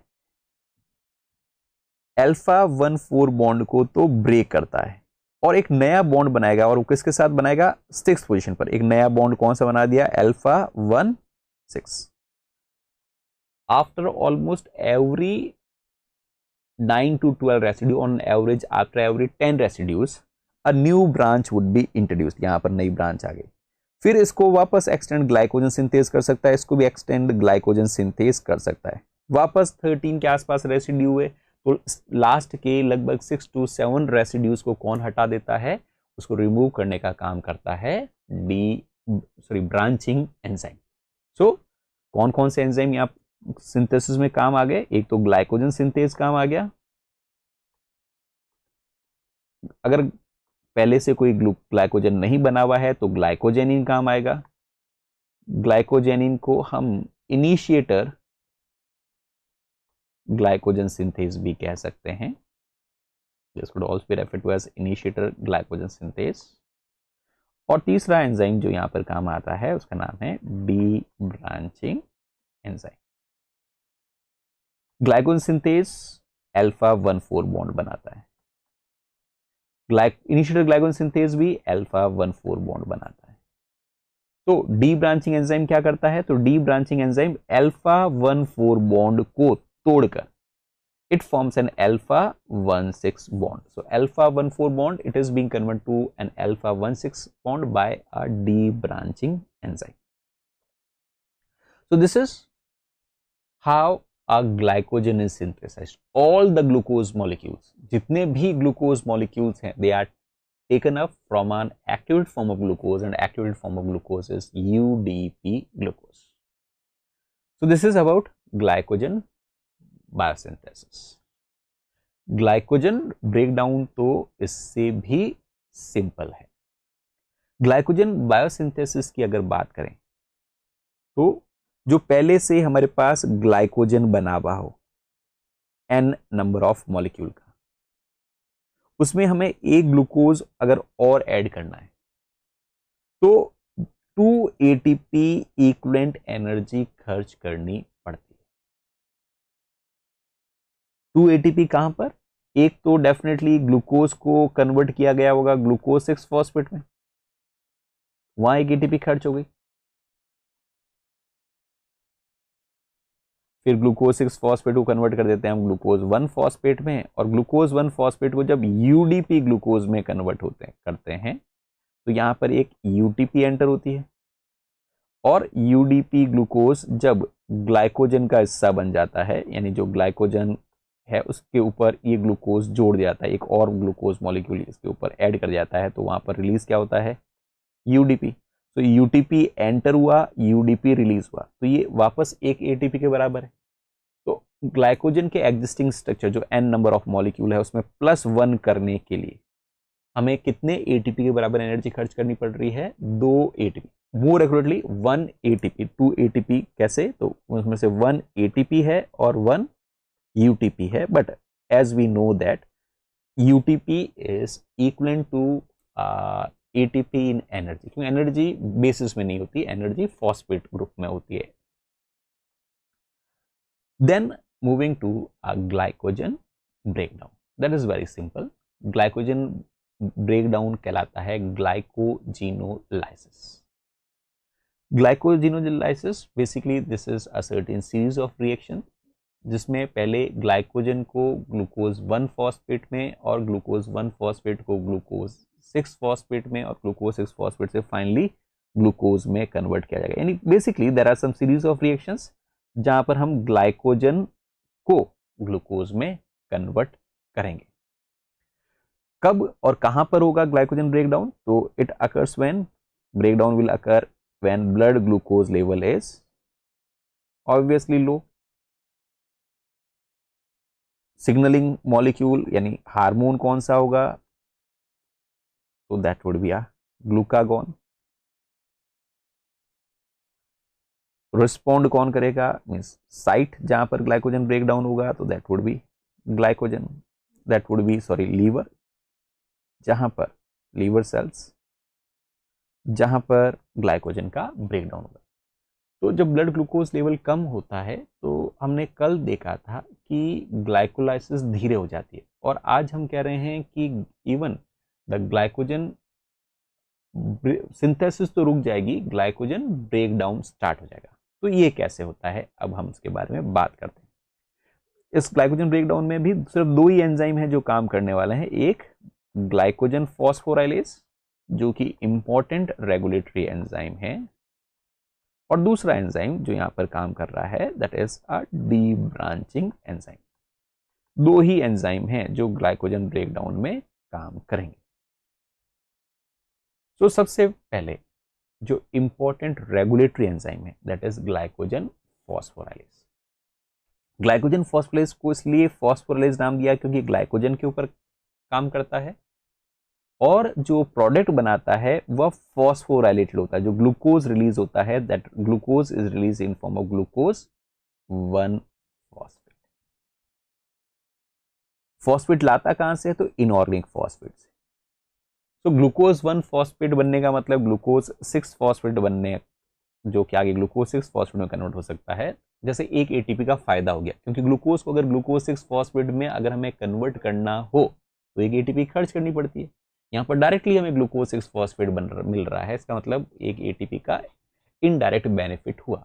पर एक ग्लूकोज को जोड़ने पर 2 एटीपी के बराबर एनर्जी खर्च करनी पड़ी, वापस मिल तो एक के आसपास ही रही है। खैर, बेसिकली जो ग्लाइकोजन फॉस्फोराइलेज है वो उसका काम क्या है, एक एक कर कर किनारे से इस तरीके से काम करता रहेगा, और एक एक कर कर जितने भी टर्मिनस पे नॉन रिड्यूसिंग एंड है, नॉन रिड्यूसिंग एंड से एक एक कर कर ग्लूकोज 1 फॉस्फेट को हटाते जाना। तो इसको हटाएगा, फिर इसको, फिर इसको, इस तरीके से हटाता रहेगा। ये तब तक ऐसा करता रहेगा जब तक कि लिमिट डेक्सट्रीन ना आ जाए। लिमिट डेक्सट्रीन का मतलब टेल की लेंथ इतनी छोटी कर दी जाए कि अब एंजाइम की एक्टिव साइट में ग्लूकोज फिट ही ना हो, तब तक ग्लाइकोजन फॉस्फोराइलेज काम करता रहेगा। ग्लाइकोजन फॉस्फोराइलेज एक रेगुलेटरी एंजाइम है। नॉर्मली अगर एएमपी ज्यादा हो या इनऑर्गेनिक फॉस्फेट ज्यादा हो तो बेसिकली इस कंडीशन में ये एंजाइम की टेंस स्टेट को कन्वर्ट करता है रिलैक्स स्टेट में, एएमपी या इनऑर्गेनिक फॉस्फेट। और रिलैक्स स्टेट का मतलब एंजाइम क्या हो गया, एक्टिव। और वैसे होना भी चाहिए, क्योंकि एएमपी या इनऑर्गेनिक फॉस्फेट ये क्या रिप्रेजेंट करती है, लो एनर्जी स्टेट को। तो एनर्जी अगर लो है तो उस कंडीशन में ग्लाइकोजन है वो ब्रेक डाउन होना चाहिए। ये एक इंट्रिंसिक रेगुलेशन वाला मामला हो गया। इस तरीके से, यानी in other words, AMP or inorganic phosphate, they are activator for a glycogen phosphorylase. Contrast to this, if ATP is high, which reflects a high energy condition, it inhibit the transition from a tense to rough state, means it, what it do is, जो relaxed state है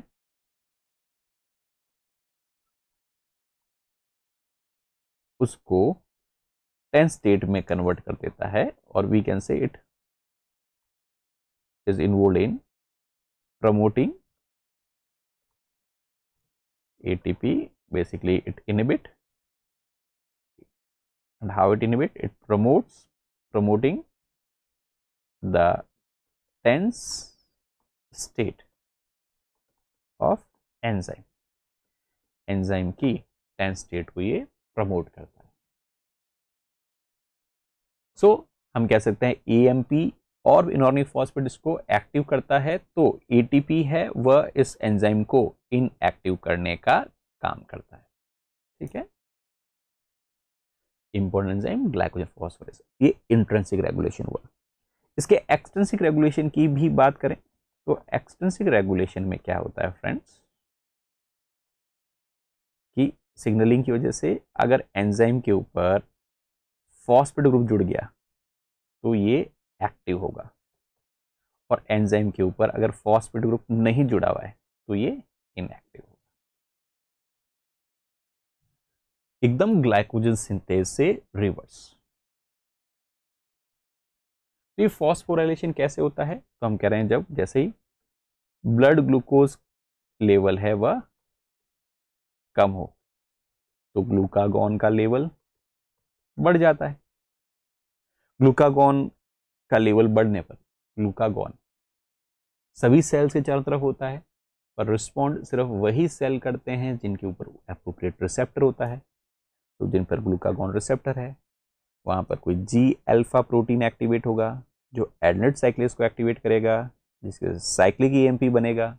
cyclic EMP protein kinase को active कर देगा, और अगर protein kinase active हो गया तो वह कई सारे एंजाइम के ऊपर एक्ट करता है, but one of the enzyme which could be activated could be a phosphophosphorylase kinase, और फॉस्फोराइलेज काइनेज एक्टिव हुआ तो ये ग्लाइकोजन फॉस्फोराइलेज की इनएक्टिव फॉर्म को ग्लाइकोजन फॉस्फोराइलेज की एक्टिव फॉर्म में कन्वर्ट कर देता है। और अगर ग्लाइकोजन फॉस्फोराइलेज एक्टिव फॉर्म में आ गया तो ये ग्लाइकोजन को ग्लूकोज 1 फॉस्फेट में कन्वर्ट करेगा। और ग्लाइकोजन फॉस्फेट को एक्टिव फॉर्म में कैसे कन्वर्ट करता है, तो by addition of a phosphate group. और एंजाइम ग्लाइकोजन फॉस्फेट एक्टिव हुआ तो ग्लाइकोजन कन्वर्ट हुआ ग्लूकोज 1 फॉस्फेट में, और यही ग्लूकोज 1 फॉस्फेट कन्वर्ट होगी ग्लूकोज 6 फॉस्फेट में। और आगे हम देखेंगे अभी कि ये ग्लूकोज में कन्वर्ट होगा, और ग्लूकोज कहाँ पर डंप कर दिया जाएगा, it will move to the blood. So blood glucose level अगर कम है तो ब्लड में ग्लूकोज आना चाहिए, this is the path. As we have already discuss, the receptor for glucagon is G protein couple receptor, जो कि मेम्ब्रेन के ऊपर प्रेजेंट होता है। तो इस तरीके से this is a extrinsic regulation. So glucagon की सिग्नलिंग, फिर साइक्लिक एएमपी सेकेंडरी मैसेंजर, और साइक्लिक एएमपी सेकेंडरी मैसेंजर की वजह से ग्लाइकोजन फॉस्फोराइलेज के ऊपर फॉस्फेट ग्रुप लग जाता है, जिससे ये एक्टिव हो जाता है। और ग्लाइकोजन फॉस्फेट अगर एक्टिव हो गया तो फिर ये क्या करेगा, ग्लाइकोजन को कन्वर्ट कराएगा ग्लूकोज 1 फॉस्फेट। ऑब्वियसली उसके लिए इनऑर्गेनिक फॉस्फेट भी इस्तेमाल करेगा। जैसे मैंने स्टार्टिंग में अभी कहा स्टार्ट करने पर कि ग्लाइकोजन फॉस्फोराइलेज के अलावा another enzyme which is needed is a D branching enzyme. D branching enzyme एक सिंगल बाई फंक्शनल एंजाइम है, it is a single by functional enzyme, it is a single bifunctional enzyme. It has two different kinds of activity. One is alpha 1,4 transglycosidase activity, जिसकी वजह से limit dextrin generally जो branch point आती है उससे अगर सिर्फ 4 शुगर बची हो तो उसे लिमिट डेक्सट्रिन कहा जाता है। उसमें से 3 शुगर्स को यहां से क्लीव करके, कौन सा बॉन्ड क्लीव किया उसने, अल्फा 1,4 बॉन्ड को क्लीव किया, अल्फा 1,4 बॉन्ड को एक जगह से क्लीव किया और वापस एक नया अल्फा 1,4 बॉन्ड का फॉर्मेशन कर दिया। सो कुल मिलाकर ये जो 3 टर्मिनस वाली शुगर्स है वो यहां पर ट्रांसफर कर दी। अब रिजल्ट इसका क्या हुआ कि किनारे पर अब कितनी ग्लूकोज रह गई, सिर्फ एक ग्लूकोज पीछे बच गई। और ये वाली ग्लूकोज कौन से बॉन्ड से जुड़ी हुई है, तो this glucose is linked by a alpha 1,6 bond.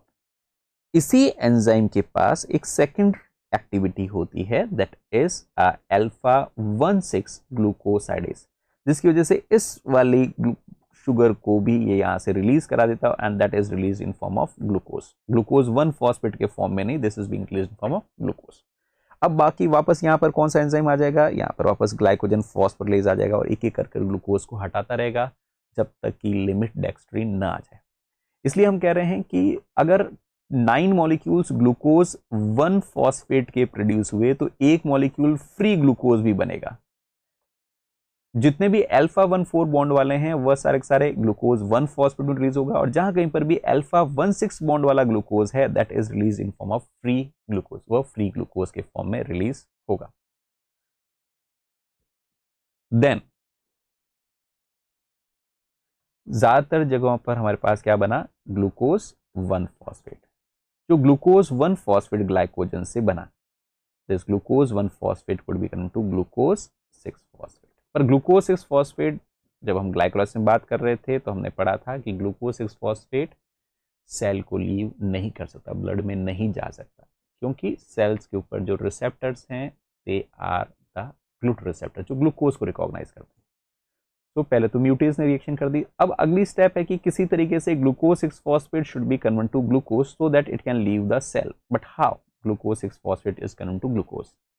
तो इसके लिए भी सिंपल सा एक एंजाइम है जो smooth endoplasmic reticulum, liver smooth endoplasmic reticulum का एक एंजाइम है। एंजाइम का नाम है ग्लूकोज 6 फॉस्फेटेज, जो साइटोसोल के अंदर ग्लूकोज 6 फॉस्फेट है।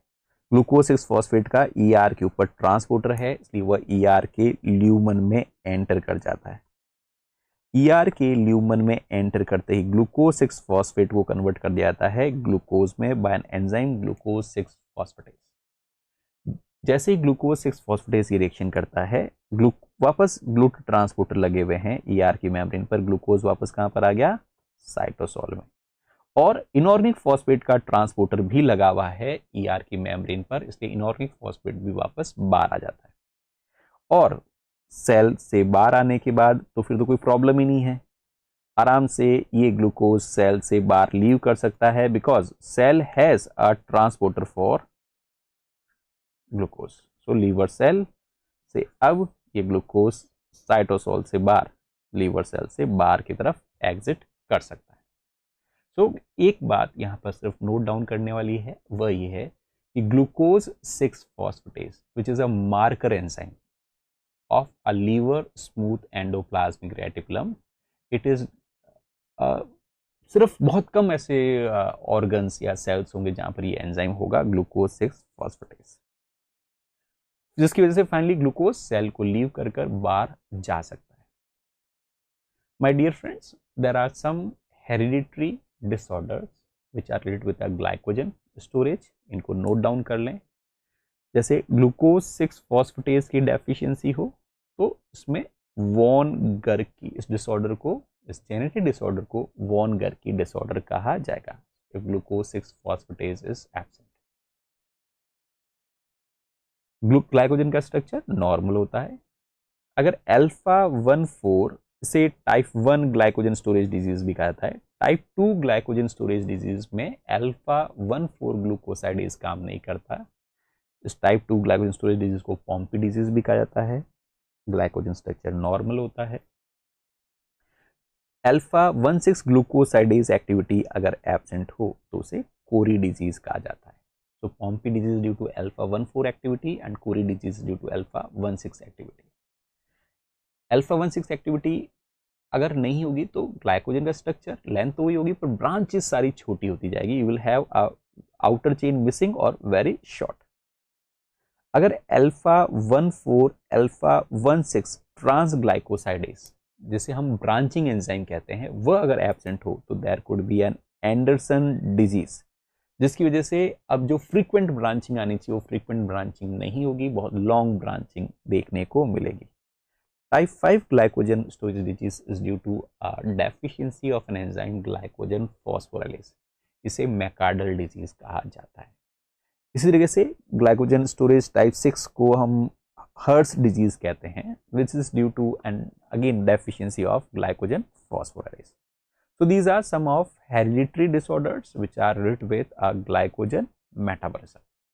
So this was about the complete carbohydrate metabolism. हमने ये सारी चीजें कार्बोहाइड्रेट मेटाबॉलिज्म के बारे में डिस्कस की। ठीक है, तो अब नेक्स्ट क्लास के अंदर हम लिपिड मेटाबॉलिज्म के बारे में डिस्कस करेंगे, लेकिन वापस मेटाबॉलिज्म को रटने की कोशिश नहीं करनी है। You doesn't have to cram, you have to think कि ग्लाइकोजन ब्रेकडाउन कब होगा, कहां होगा, क्यों होगा, सिंथेसिस कब होगा, कहां होगा और क्यों होगा, what are the steps, they are not important. Okay, एक एक स्टेप याद रख सकते हैं। ग्लाइकोजन बायोसिंथेसिस में ग्लाइकोजन सिंथेस और ब्रेकडाउन में ग्लाइकोजन फॉस्फोराइलेज।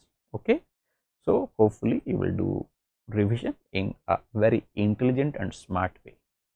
ओके, तो मिलते हैं वापस कल। टिल देन बाय, और पढ़ते रहना। ओके।